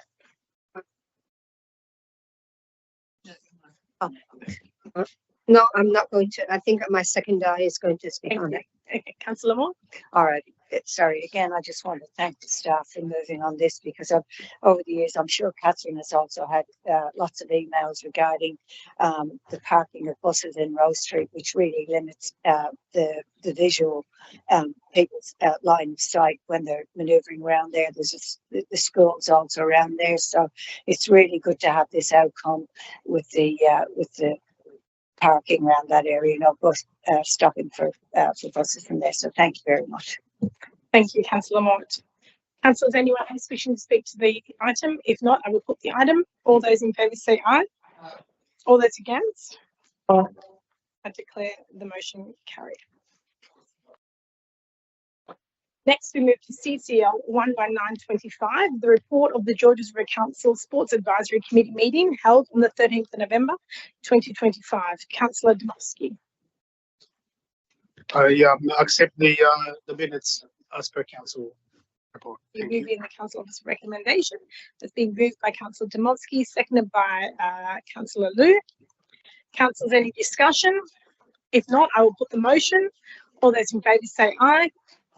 All those against? Aye. I declare the motion carried. Next, we move to CCL 12025. That is the report of the Beverley Park Steering Committee meeting held on the 3rd of December 2025. I'm the chair of that committee, so I will move that report as per the council officer recommendation to move all of the items in the report. If I could please call for a seconder. Councillor Jamieson, thank you. This is a seconder. Councillors, any discussion? If not, I'll put the motion. All those in favour say aye. Aye. And all those against? I declare the motion carried. We move to environment and planning items. The first is CCL 12125, development and building Q1 metrics report. Councillor Marnie, are you up for being the chair, or would you like Councillor Allison to fill in for you? Yeah, thank you.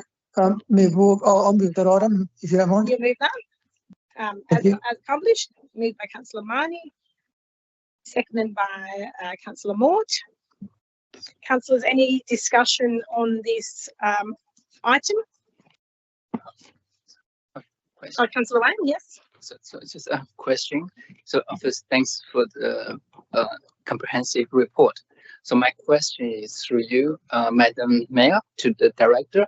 So do we have stats about how we are tracking this, meeting the housing target? Thank you. Question for the acting director, Mr. Austin. Thank you. Through you, Mayor. Can you hear me up here? We don't have those stats in this particular report.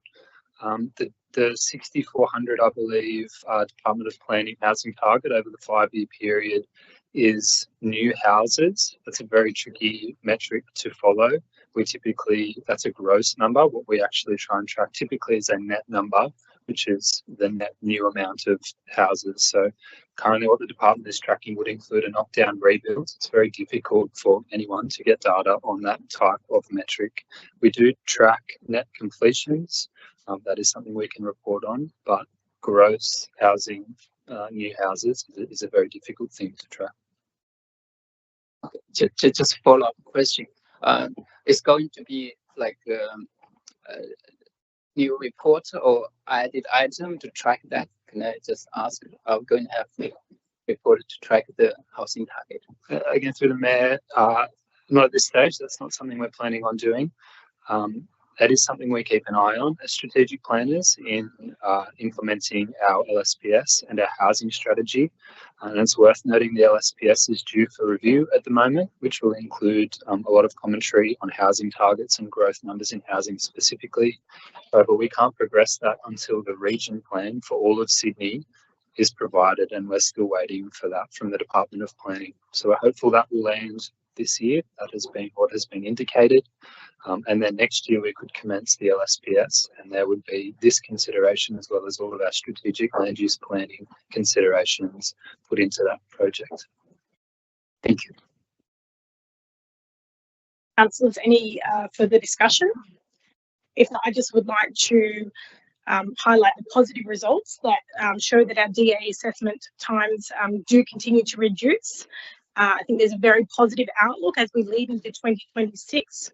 As the report outlines, we've had very successful recruitment and stabilising staff levels in the planning team. So I'm hoping that the trend downwards of the DA assessment times will continue with that stability. Just notably, much of the recent commentary about housing delivery has been directed at councils in terms of rezoning and DA approvals. And I want to draw attention to point 34 of the report, which makes the situation very clear. It states of the 152 development applications currently before council, only 24 would actually result in new housing. And that includes just 7 residential flat buildings or mixed use projects and 17 dual occupancies or secondary dwellings.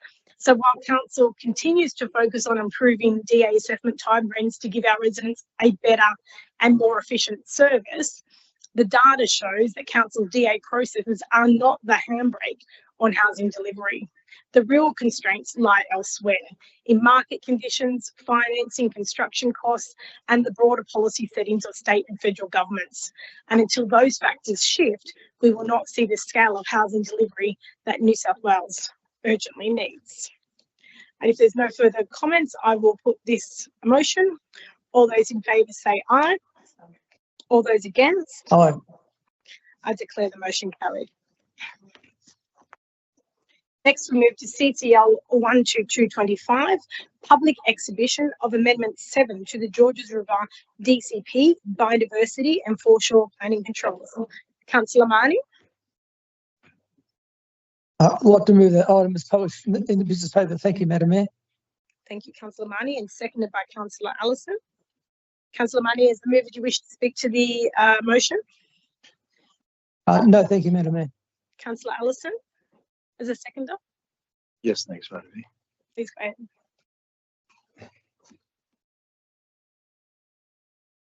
I'd just like to congratulate council staff on staying the course in trying to protect our vulnerable biodiversity. More under threat than ever with the rolling out of the LMR, and I lend my wholehearted support to council's planning proposal amendment number 7, which seeks to redress the likely loss of trees and greenery due to the LMR.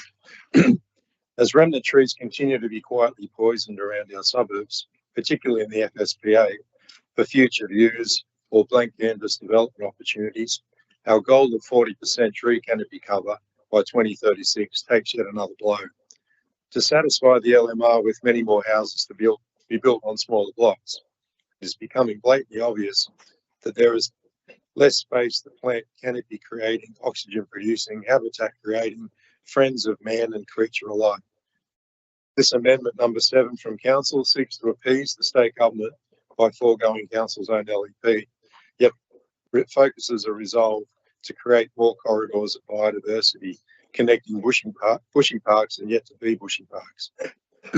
This will help to protect native fauna and also help to facilitate their movement, to help perpetuate their presence in our neighbourhood as they continue to move safely, relatively safely, to and from these reserves.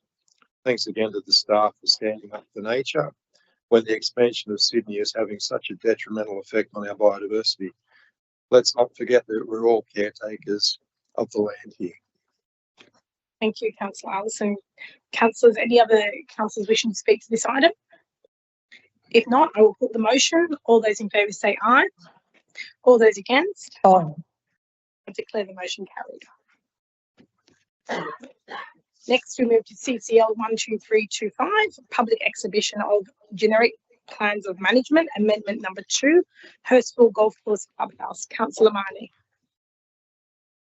I'd like to move that item as published. Thank you, Madam. Thank you, Councillor Marnie, and that's seconded by Councillor Allison. Councillor Marnie, do you wish to speak to the motion? No, thank you, Madam. Councillor Allison as a seconder. No, thank you. Any other discussion, councillors? If not, I will put the motion. All those in favour say aye. All those Aye. against? Declare the motion carried. Next, we move to CCL 12425, Public Exhibition of Draft Georges River Planning Agreements Policy 2025. Councillor Marnie. Thank you, Madam Mayor. I'd like to move that item as published in the business paper. Thank you, Councillor Marnie. Seconded by Councillor Allison. Councillors, any discussion? If not, I will put the motion. All those in favour say aye. All those against? Aye. I declare the motion carried. We move to finance and governance items. First item is CCL 12525, Adoption of Georges River Council's Code of Meeting Practice 2025. Councillor Jamieson. I move the motion as published. Thank you, Councillor Jamieson. Councillor Wang, are you seconding that motion? With the amendment. So that's the meeting practice, right? Yeah. You wish to second the motion as moved by Councillor Jamieson and propose an amendment to her? With I have an amendment, so should I? You can second the motion and propose the amendment to Councillor Jamieson. If she doesn't accept it, I'll call for another seconder. Okay, so I do that. So can we put the? So Councillor Jamieson has moved the motion as published in the paper. Councillor Wang, if you would like to read out your amendment, and we will ask Councillor Jamieson if she accepts that. Yeah.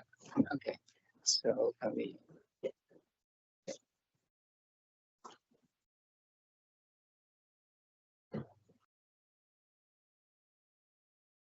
Do you want to read out the amendment? Yes. Is it highlighted in yellow there?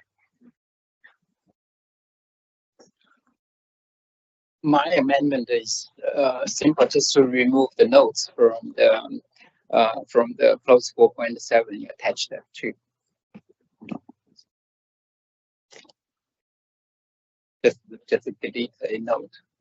So effectively to enable the members of public to speak on question with notice and the question without notice.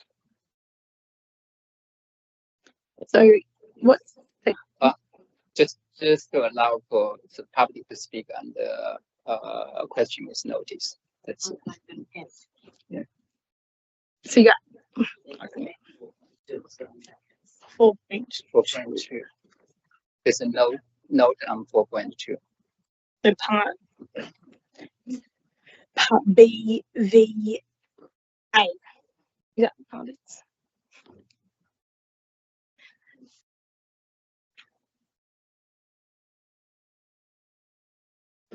.2. 4.2 states a public forum will be held in council chambers from 6 p.m. 7 days prior to an ordinary meeting of the council for the purpose of hearing oral submissions from members of the public on Merrill minutes, staff reports to council and notices of motion. That is items of business. So if you're wanting to take out the note, underneath, you would also need to amend 4.2 and include questions with notice and questions with no notice in that clause as well. Good point. Yes. Yes. Okay, so is what is written up there on the screen outlining that, Ms. McKinley? Yes. Yes. Okay.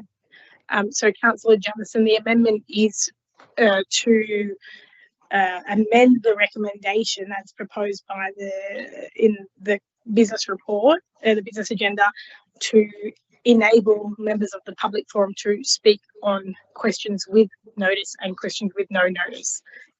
So Councillor Jamieson, as the mover of the motion, do you accept that amendment? No, I don't accept it. No. Okay, so I'll call for a seconder on the original motion, moved by Councillor Jamieson. Councillor Mort will be the seconder of that original motion. And now we will have the amendment as moved by Councillor Wang. And I need a seconder for that. Councillor Angelotti is the seconder for that. Thank you. Councillor Wang, if you'd like to speak to that amendment. Oh, thank you, Madam Mayor. So my amendment is very simple, just to maximize the public participation, and for 3 reasons: procedural fairness, accountability, and real-world effectiveness. Some may argue that a resident is unhappy with the answer. They can simply ask another question next month.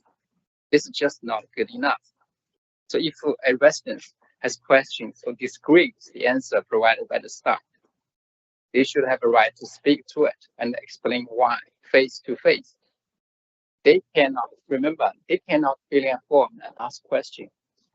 They can only do so through another councillor's question with notice. Telling them to wait 1 month to ask the councillor to have another sanitized question just create a bureaucratic loop that delays justice and frustrates the community. And this is also, there's some inconsistency in the code itself, because in clause 4.2 it says question with notice is not considered item of business. This is just factually not right. Schedule 1 of this very code lists question with notice as item 15 in the order of business.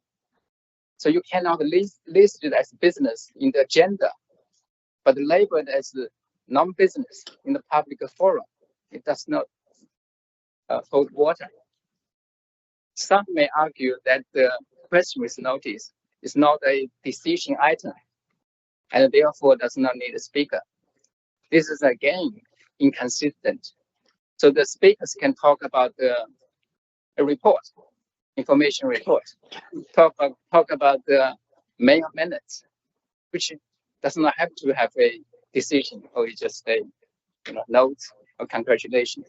So there's no logic in banning speakers and the questions and answers, more importantly. So from my experience, I have raised many questions with notice, and they are almost always based on direct residents' concerns. And let's face it, the answers we receive are not always perfect or even complete. So the ability for the public to comment on those questions in a timely manner is the most direct, efficient feedback loop we can have. Why do we take it away? So I have some success stories. So I raised half a dozen questions regarding Beverly Hills flood study, and having residents speak from the bottom of their heart at the forum. That was decisive. Their presence, the pressure, and put the urgency on the issues. And because of that, we finally got some miracle answers that addresses the community fears. I also have some failures. On some occasions, I raise questions without a public speaker. And frankly, so I never got to the clear numbers or to or even the question simply not answered. So the silence from the gallery sometimes allowed the answer to be evasive. And I also raised lots of notice of motion, only to be sort of persuaded by the staff to convert the question with notice. For last month, I raised question about the updated LEP to be compliant with the LMR. It's a big notice of motion, but I worked with the staff to convert those into a series of questions with notice. However, after I convert, the gist of the business has remained the same. It implies a thinking, a call to an action under planning rules. It is profoundly unfair to the public if, by following the staff advice to change the format of the item, they are stripped of the community opportunity to speak about it. So, in conclusion, we should not use the code meeting practice to filter out the feedbacks we may not want here. The New South Wales model code does not mandate the ban.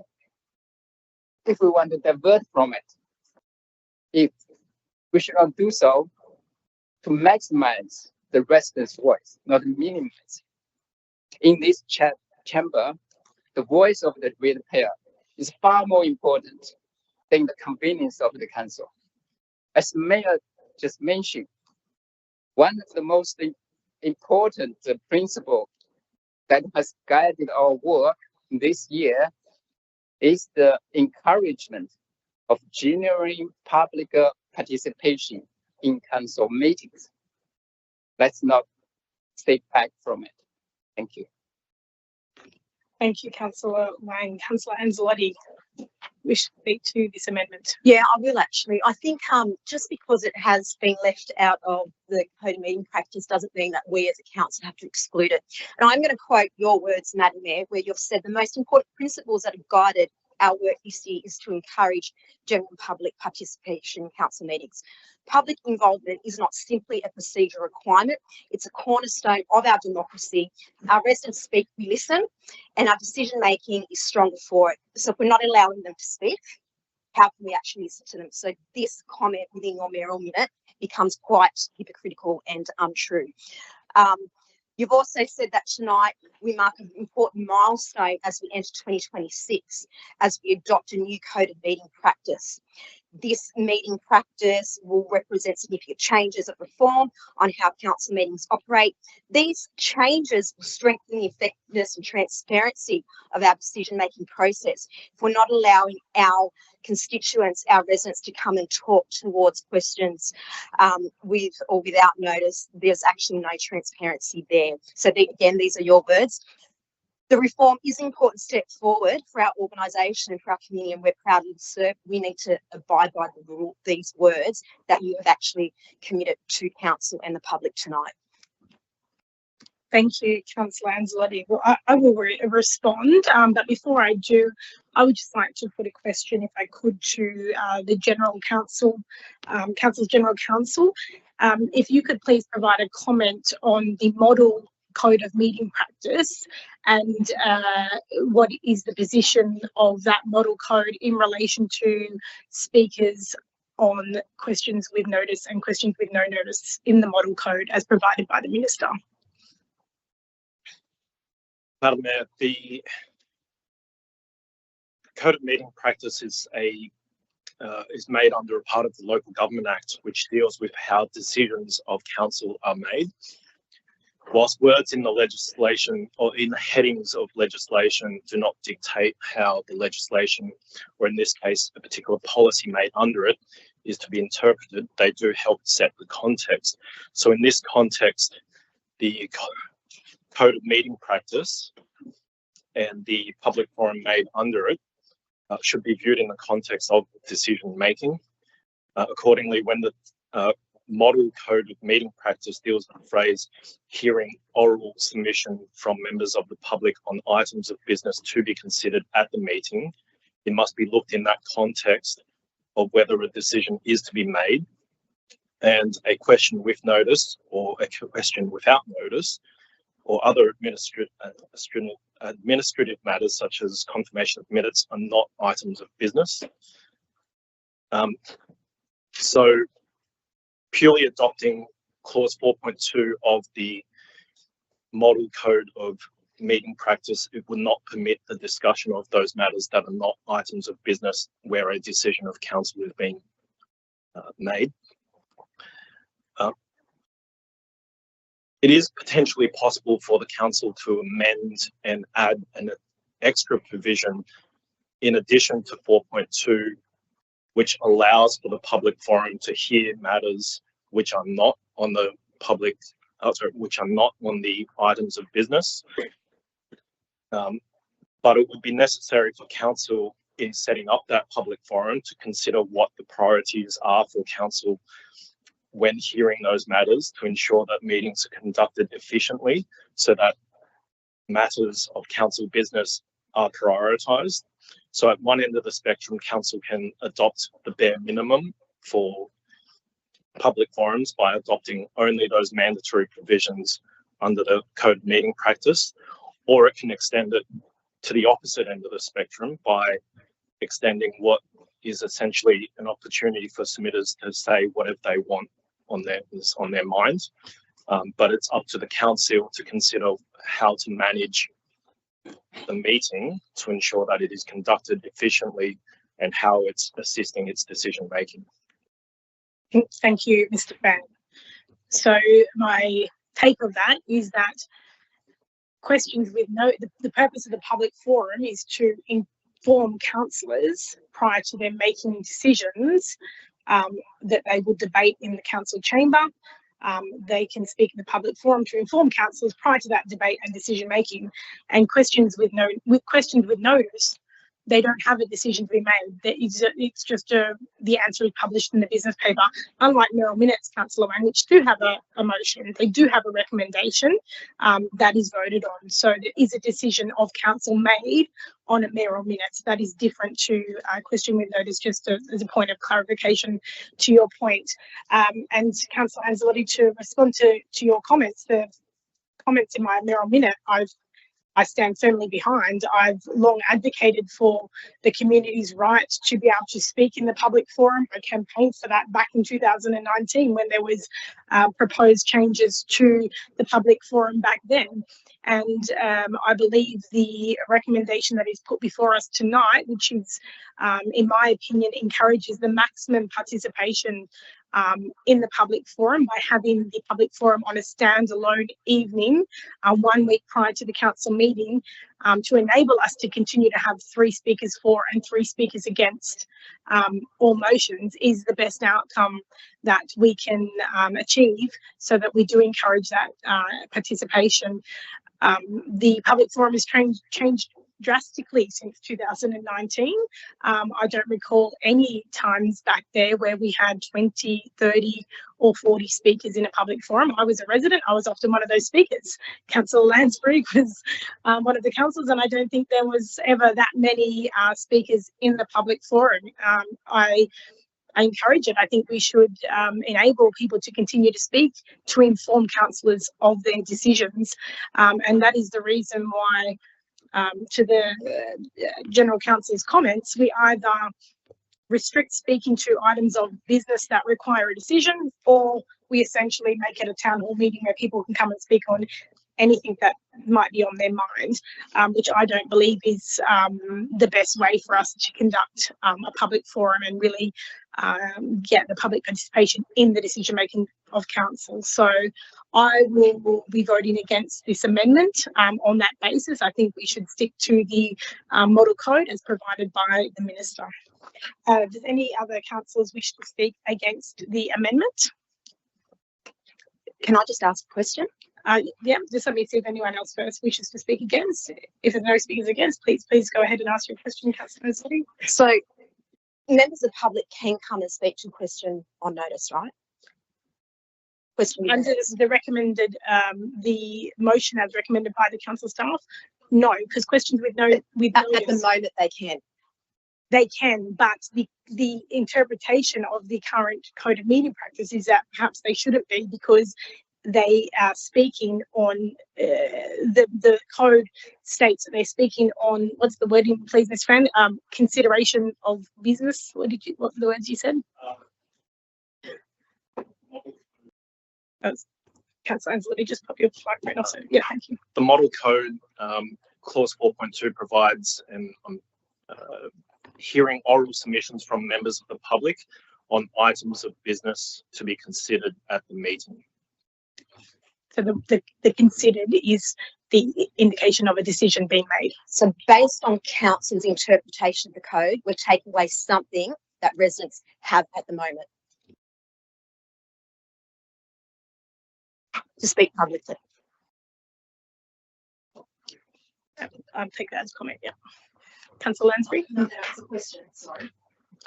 What's the question then, sorry? So we're actually, what council has decided is by taking away the questions, the public coming to speak on those questions, they're allowed to do it now. The interpretation of the new code is, and its interpretation that they don't need to publicly come and have their say on that anymore. That's what I'm asking.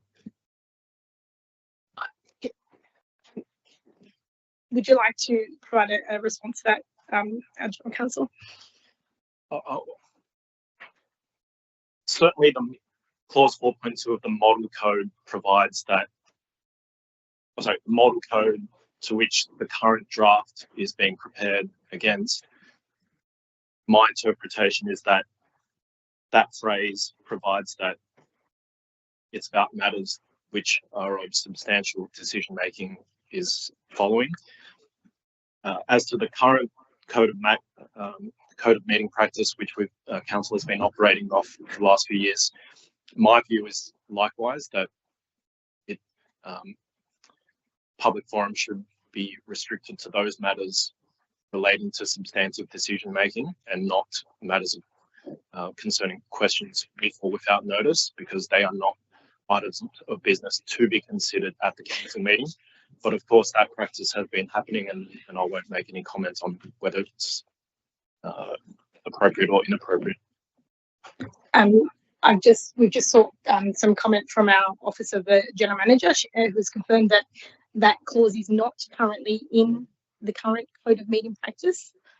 Is that correct? Through you, Madam Mayor, there's no clause that states that they can speak on questions with notice, questions without notice. It just basically says matters of business. And so the new model code is elaborating on that to say matters of business to be considered at the meeting, and that's the change of language. Correct, yes. And I think it's worth noting that the notes below the clause, we're not changing the model code, we're just providing explanations of what that clause means to provide greater clarity to the community, so that we can more strongly adhere to the code of meeting practice. Does that answer the question? Yeah, but it does. It's a play on words. So technically what we're doing, we set precedent for public to come up and talk on it, but now we're taking it away because of interpretation of words. That's my take on it. Okay, that's your take, that's fine. Councillor Lansbury? Thanks, Madam Mayor. I just point of clarification to our council. So there's nothing in the model code, mandatory clause-wise, that would prevent us from allowing people to speak on questions with notice, because from my interpretation of the model code, it can be quite prescriptive in certain ways. So this is something, if council was of a mind to allow that, there's nothing preventing us from doing that under the model code. But what I'm curious about is a comment that you made before, which is tacked on the very end of this, other business not considered items of business. For quite some time, you've only ever been able to speak on something that appears on the business paper. And that was one of the ways that we would always get attention on certain items, by having people speak on them, whether they were a question with notice, which back in the early days of Georges River were able to actually change into a notice of motion on the floor, but they sort of saw through that. So there's nothing preventing us from doing this if we were of a mind to do it. Yes. Through you, Madam Mayor, as I mentioned, under the Model Code 4.2 would not allow discussion on matters that is not an item of business, but by adding the words that Councillor Wang has provided by the addition of those references to questions with or without notice, then council can consider those matters. And likewise, as I mentioned, the full gamut of matters that anybody can mention in terms of matters they wish to raise, if council wish to allow that.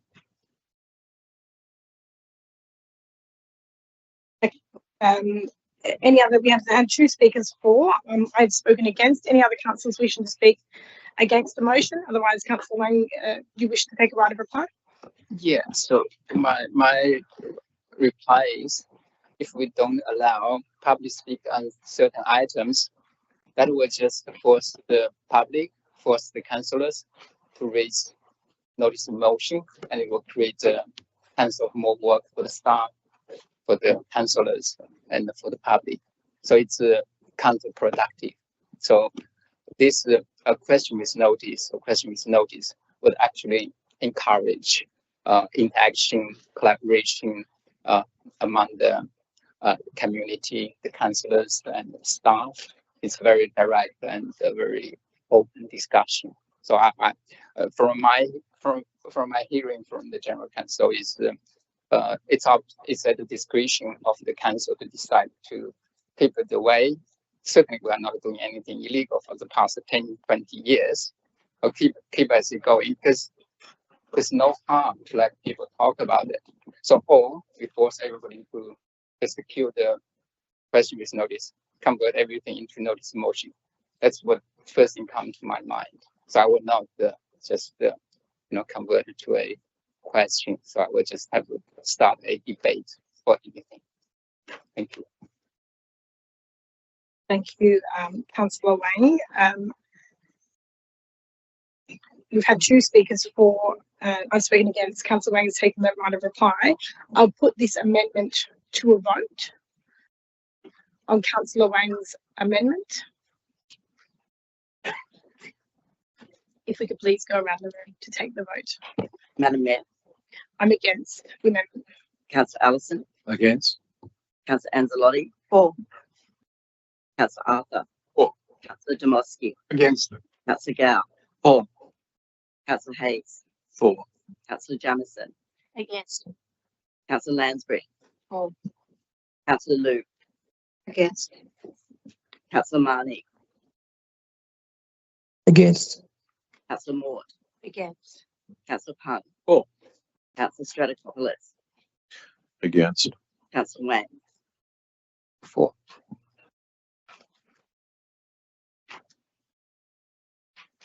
8 votes for, 7 votes against.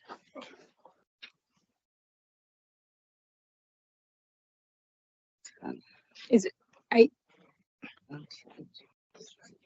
7 votes for, 8 against? Yeah, 8 votes against. 7 votes for. I declare the amendment lost. And we go back to the original motion as moved by Councillor Jamieson and seconded by Councillor Mort. Councillor Jamieson, do you wish to speak to the original motion as published in the paper? I wasn't intending to, but quickly, yes, I think that this is a 6 months trial. And I have to be honest that I think we do get frustrated when there's speakers on questions with notice and there's no debate. So maybe we need to change that style and maybe use that opportunity to find other ways, because there are processes to be able to find the answers and bring these people in to get the answers that they need, like we've done with so many other people. So it's probably a chance to explore it, and then we can always revisit it after 6 months. Thank you, Councillor Jamieson. Councillor Mort? Serve my right. Any councillors wishing to speak against the council officer recommend or the motion as moved by Councillor Jamieson?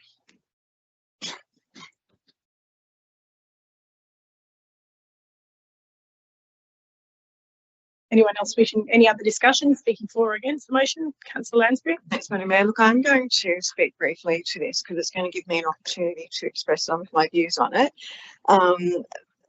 I don't love it. I don't think it's probably a surprise to some people. They don't love the new model code. I think as years have evolved, councillors have been more micromanaged and controlled in many ways by the way that we participate in meetings. But I guess the thing that's winning me over is it's a 6-month trial, and the fact that we are proposing to have the committee meetings running consecutively rather than concurrently. We tried to get that up in the first term of Georges River, but there wasn't the support for it. I think it's good to participate, for councillors to have the opportunity to participate in all the committees. The reason that I did in the end support Councillor Wang's, if I can just be indulged for a moment, amendment is that we're trying something new anyway with the separate public forum. I'm completely honest about that. I don't love it on a different night. I quite like it before the council meeting, but I know that I'm possibly in the minority with that, so we'll go with the flow with that. I think that we have, there are issues with the model code that really should be addressed. I think it's very retrograde that the online component joining, as Councillor Marnie is able to join us tonight. I think that's a great shame that capacity is going to be removed.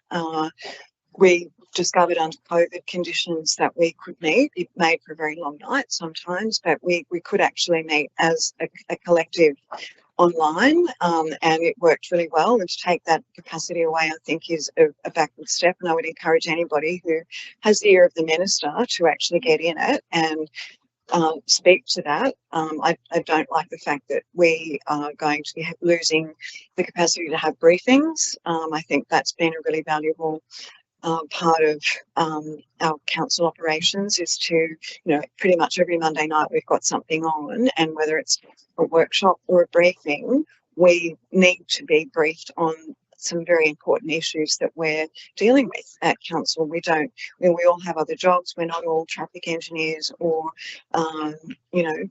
planners. So we need to be brought up to speed on different aspects of council operations, and I think briefings is one way to do it. I think you would find that in both state or federal government, the MPs would have briefings that are not open to the public. I think it's a flaky idea to say that it's in the interest of transparency. I don't support that at all. So I do support us with a trial process for this for 6 months. There are aspects to it I think could be quite challenging, but if we're not locking it in forever, that's great.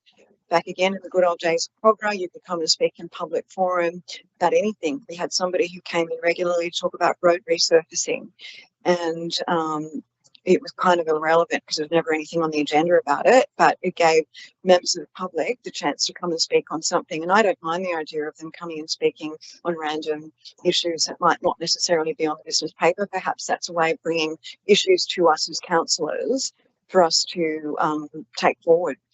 So that component I don't mind. Another thing that I think is a great failing of the current codes of meeting practice is we don't have the capacity to have general business.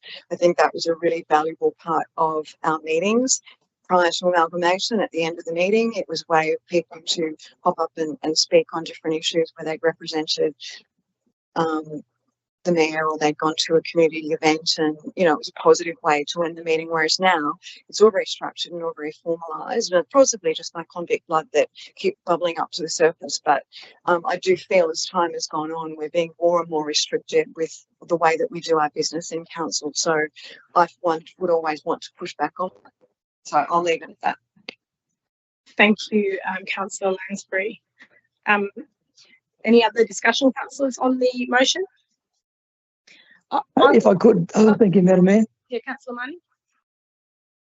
Yeah, thank you. Look, I understand these changes were initiated by the Minister for Local Government. Is that correct? Yes, correct. Yeah.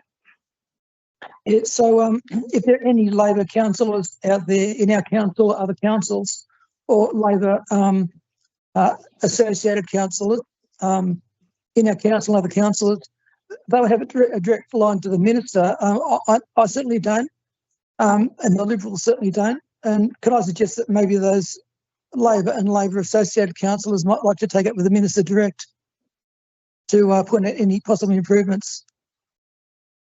Thank you, Councillor Marnie. Thank you.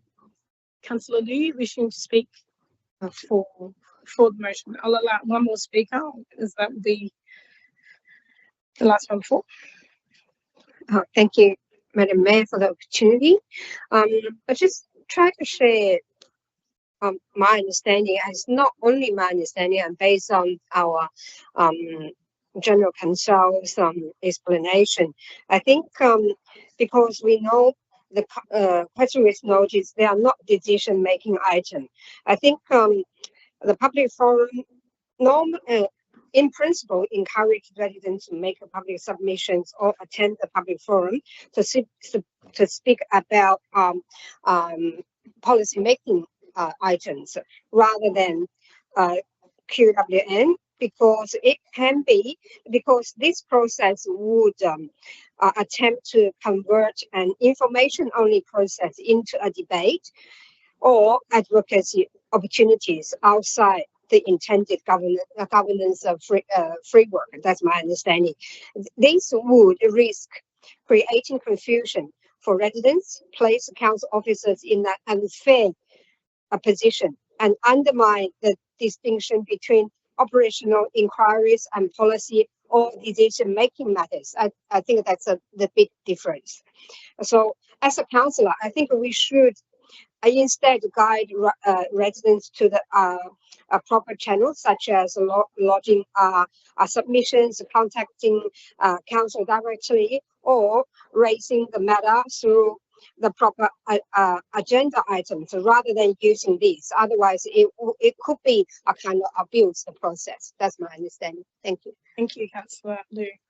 Well, I think the recommendation before us is the best outcome that honours the Minister's intent with these reforms that he has brought forward to the Code of Meeting Practice. The Minister doesn't want there to be councillor briefings any longer. He wants all information that is provided to councillors to be provided to the public as well and made available. So I think the change that we are making here tonight, which is that our committee meetings will run on the second week of the month consecutively, and all councillors will be members of all committees, will essentially replace what we may have where we may have received information in a briefing previously. All councillors will now receive that information via those committee meetings. So as they're obviously publicly broadcast, that's meeting the requirements that the Minister has set and the intents that he has envisaged with these changes. The public forum, it's the Minister who has mandated the public forum be removed from the order of business. And so people will know that what went out on public exhibition was proposing to host that public forum immediately prior to the council meeting, which is similar to how we host it tonight. However, it just forms part of our order of business currently. But in order to do that, we would have had to restrict the number of speakers in the public forum to 2 speakers for, 2 speakers against, and a maximum of only 15 speakers, so that we could start the council meeting on time.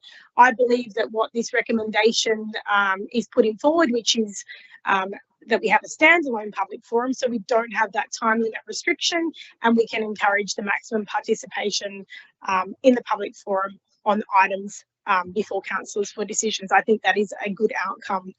And so I think the Minister, there's been a lot of discussion and chatter amongst many councils, many staff, many general managers, many people in Vicky's role who are overseeing the implementation of the Code of Meeting Practice.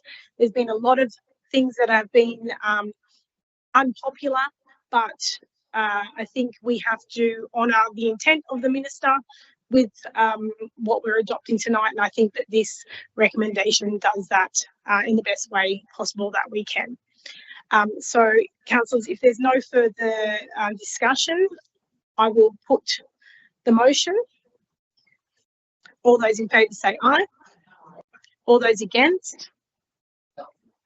You're against, Councillor Wayne? Is against? Councillor Marnie? Aye. Aye. So I declare that carried. 14 votes for, 1 vote against.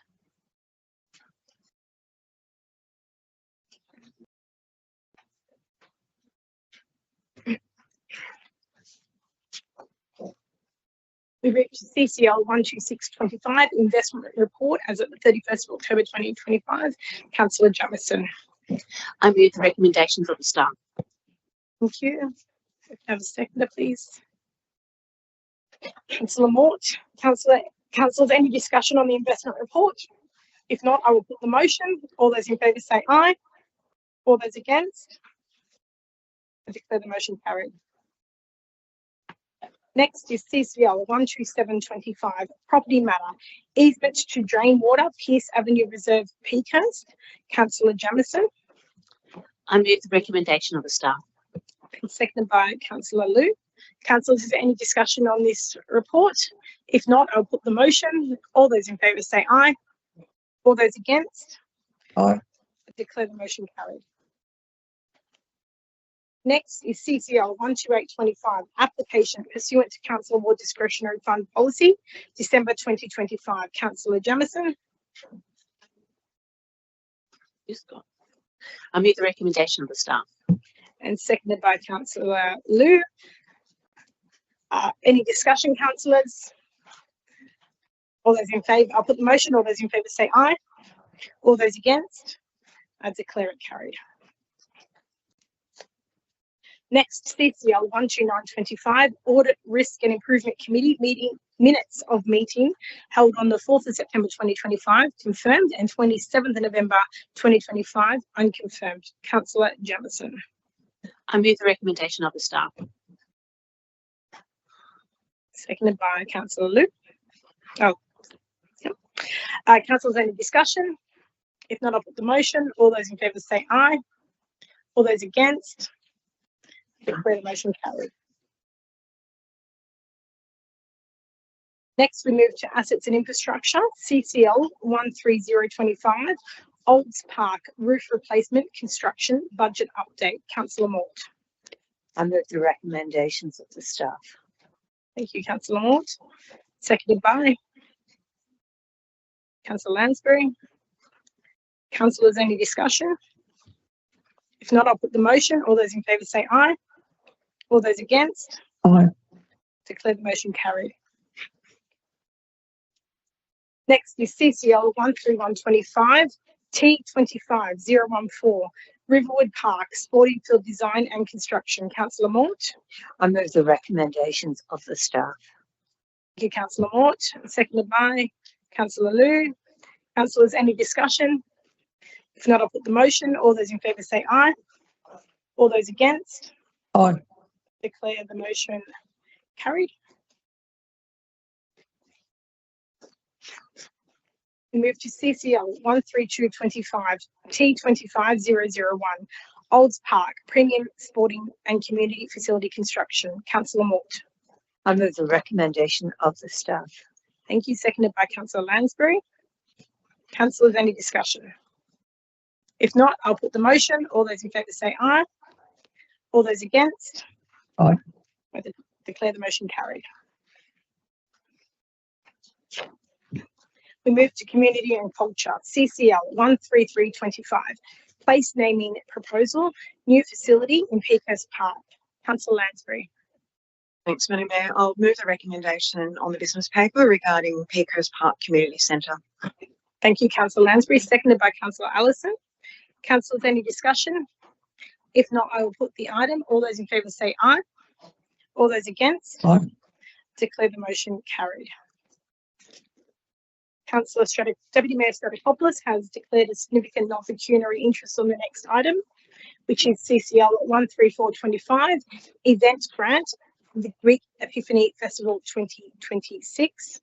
So we'll just wait for the door to close.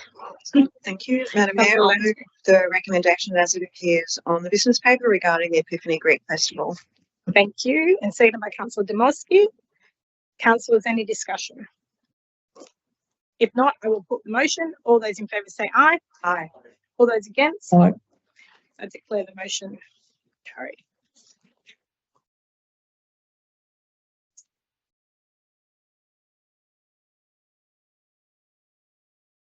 Councillor Moore, if you could. Our next item is CCL 13525, closed circuit television in Georges River. Councillor Lansbury. Thanks, Madam Mayor. I'm not actually going to be moving the recommendation on the business paper. I'm going to move that we defer this item to the February committee meeting. Okay. For further discussion. And Councillor Lou, are you seconding that? Yep, second for a deferral. Councillors, any discussion on the item? Councillor Lansbury. Thanks, Madam Mayor. Just briefing why I wanted to defer it.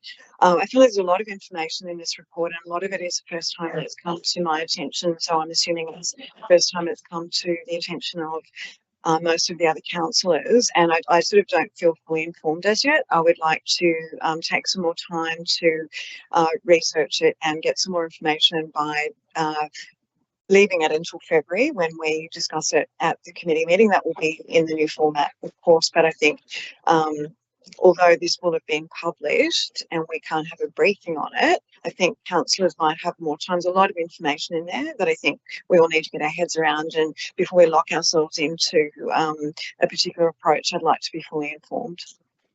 Thank you, Councillor Lansbury. Councillor Jamieson. If I could have a question just in regards to, I know you've got an issue with the RSL and the Penshurst War Memorial. How would it work with landowners' consent? What's the process? Can we give landowners' consent? Yeah, and then what happens? Does it go to all the war memorials and consequences? I'll put the question to the Director of Community Culture, Ms. Dodd. Through you, Madam Mayor. The report doesn't really talk to that specific case with the Penshurst RSL. It talks more broadly about the provision of CCTV in public spaces. The matrix that's been recommended at the back, if you ran that assessment through, which I think it's in point 30, is recommending that we would not, like council would not install CCTV there in relation to whether or not the RSL wanted to install CCTV. I think that's more around the policy, which is currently being revised. So I do think it's outside the scope of this matrix or report, because it's more about privacy and like public, the public's privacy of where the image is stored and things like that. So it's a bit more technical than this report was looking at the provision of community safety. So if you looked at it with the matrix, it's not identified as being a required site.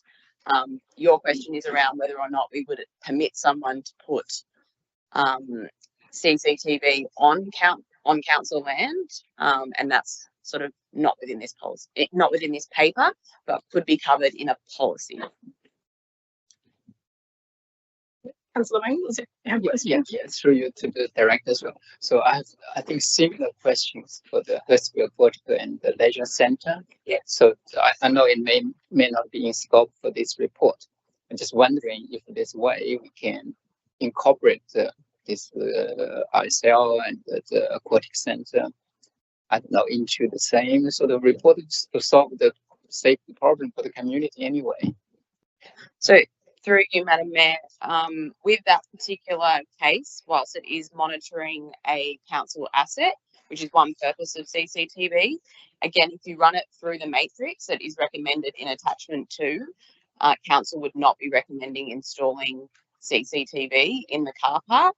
If you have a look at attachment 2 and the proposed assessment tool, it looks at crime statistics as well as police information, as well as community requests. So there's a weighting criteria there in attachment 2, and if you ran that specific case through that assessment tool, council officers would not be recommending CCTV there. Okay, thank you. So I look in detail. Thank you. Thank you. Councillors, any further discussion? If not, I will move the motion that was moved by Councillor Lansbury, which is that this item be deferred to the February, I think, committee meetings, was it? Not the council meetings, February committee meeting. If we just get that updated on there.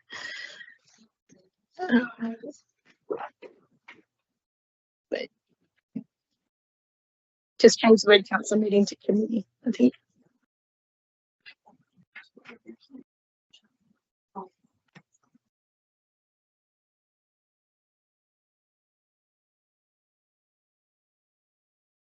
Okay, excellent. Thank you. Okay, I'll put that motion. All those in favour say aye. All those against? I declare that motion carried.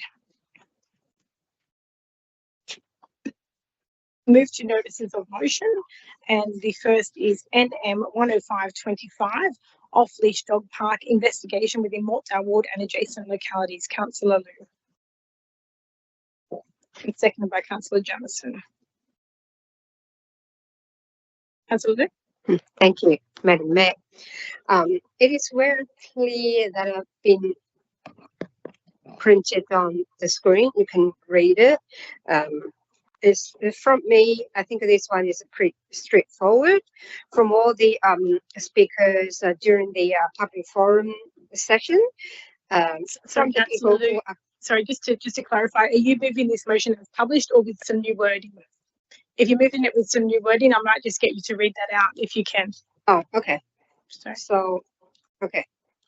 Yeah, to make it clear, investigation of a replacement off-leash dog park for the former Mervynshire Reserve. That Council A acknowledge that this motion arises as a result of the council endorsed the closure of the dog park at Mervynshire Reserve and seek to address the resulting service gap for local residents. B, investigate the feasibility of identifying a suitable site to replace Mervynshire Reserve with a new off-leash dog park, ensuring it continues to serve the community who previously relied on the facility while meeting the needs of the broader surrounding catchment area. C, engage with local residents, park users and dog owners as part of the feasibility assessment to ensure the proposed location meets community needs and maintains a proper buffer to nearby properties. D, report back to council on the outcome of the investigation, include first, preliminary or trial location assessment. Second, amendments required to existing plan of management to facilitate the preferred site. I think that's will be the shown on the screen. Yeah, if that's the case, I think I move this one from my point of view, it's pretty straightforward to fill the gap because a year before, council endorsed to close this park, off-leash dogs park. The community demands are still there, so that's why I come back with this motion to fill the gap. And even from the people during the public forum, even people speak against or speak for, we can see the benefit to the community, not only for the dog owners. Of course, being a council as a whole, we always try to find the good balance in between the different users for you know, the open spaces. So that's where where am I coming from to propose this one, and I hope we continue to keep the good balance in between, you know, the normal community and the dog owner, and benefit all the different demands and meet the requirements from the community as well. Thank you. Thank you, Madam Mayor. Thank you, Councillor Liu. Councillor Jamieson, just to confirm, you as a second, you accept those that new wording for the motion? Thank you. Councillor Jamieson, do you wish to speak to the motion as the seconder? Yes, and I thank Councillor Liu for the motion, and I think I agree that when we attended the Mervynshire Park, it was a very important community service, and it was very important and it's such a benefit to the community, and it's good that we can move forward and we learn from the mistakes that we made with the Mervynshire Park, so we can make sure that we've got a really good dog park. Thank you, Councillor Jamieson. Councillors, anyone wishing to speak against the motion? Good question. Yeah, question through you, Madam Mayor. So why do we dictate find a new park in Mortdale Ward? That's changed. Oh, you took that out. Oh, okay. So this, yeah. So anyway, suitable for Beverly Hills. Yeah, that's good. That's, okay. What was that change initially there then? Well, what does it matter? I mean, that's going back to. That just seems an obvious question to ask. I'm sorry. So the wording has been changed as new wording as Councillor Liu has moved it tonight, seconded by Councillor Jamieson. Any other discussion, councillors? If not, I will put this motion. All those in favour say aye. All those against? I declare the motion carried.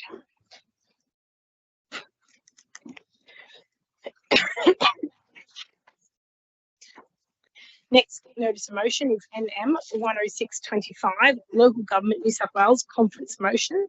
Motions, Councillor Jamieson. Yes, John. Seconded by Councillor Mort. The Local Government New South Wales Conference was a valuable opportunity to gain deeper insight into what other councillors across the state are facing. It was particularly noteworthy that both of our motions on improving accountability with the private certified system and strengthening council powers to address unattended items were shared concerns of other councils.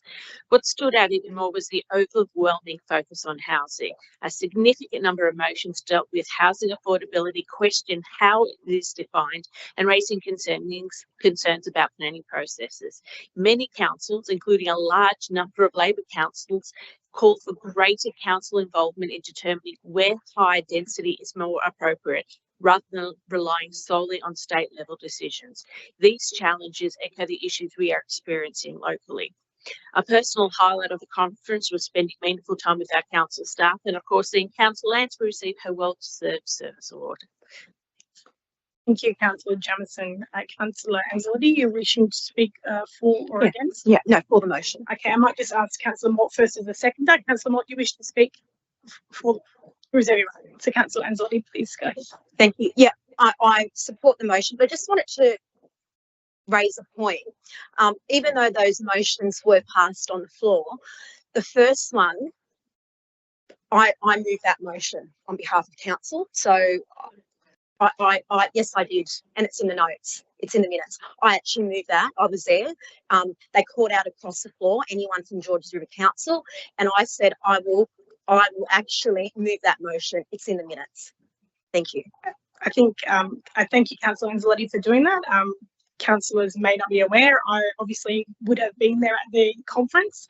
I unfortunately was struck down with influenza A and was unable to attend the conference for the 2 days that it took place. So I appreciate the representation of all of our Georges River councillors at the conference in support of those 2 motions that were unanimously supported by this council to put forward to the conference. So I appreciate that they were supported on the floor at the conference, and I believe Councillor Jamieson, as your motion states, there were some similar motions from other councillors on similar types of topics.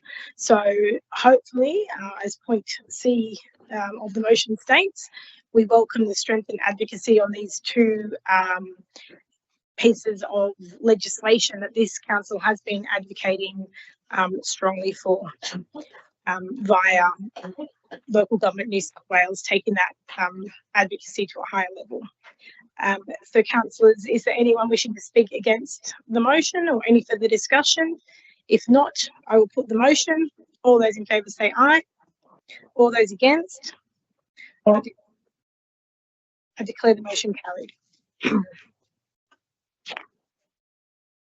We move to questions with notice. The first is QWN 04325, Kempsfield Remediation Project, implementation of NM 08424. Councillor Liu, any further discussion? Any further questions? One more question? Yeah. Thank you, Madam Mayor.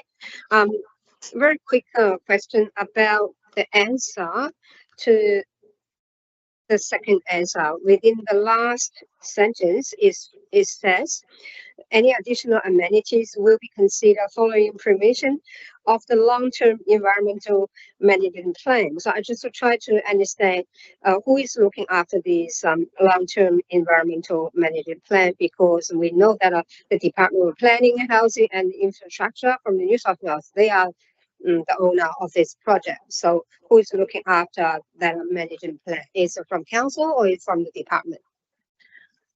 From through you to the Director of Assets and Infrastructure, Mr. Felter. Thank you, and through the mayor, the department's looking after the long-term environmental management plan, and we'd expect to have the details of that before we would consider taking back care and control of that land. Thank you, Director. Can council continually, closely working with them to get the information and pass on our requests from the community? Thank you for that. Thank you, Councillor Liu. Next is question with notice 04425 for Marana Auditorium. Councillor Liu. Any further questions? No.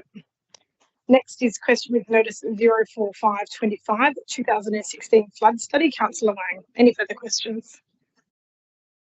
No, thank you. We have questions with no notice 01825, parking access issues at Carlton. Councillor Gao. Any further questions?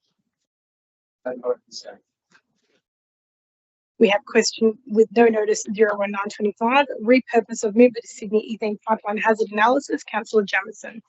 Any further questions? Question with no notice 02025, again, the repurpose of the Moomba to Sydney ethane pipeline hazard analysis. Councillor Anzalotti. Any further questions? Yeah, can we find out, because Canterbury Bankstown Council did use the same independent reporting body, can we find out if they have actually implemented off the back of that report the 200-metre restriction along the pipeline for sensitive development, please? To the acting director of planning, environment and planning. Yep, through the mayor, yeah, we'd have to check with Canterbury Bankstown. Take on notice. Next, Q&N 02125, repurpose of Moomba to Sydney ethane pipeline hazard analysis. Councillor Wang.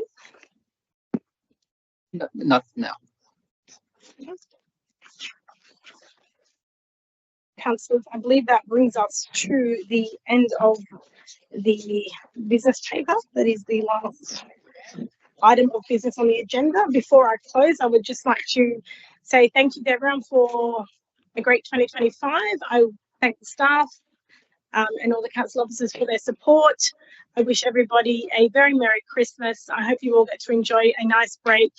Wish our community a Merry Christmas as well. And look forward to 2026.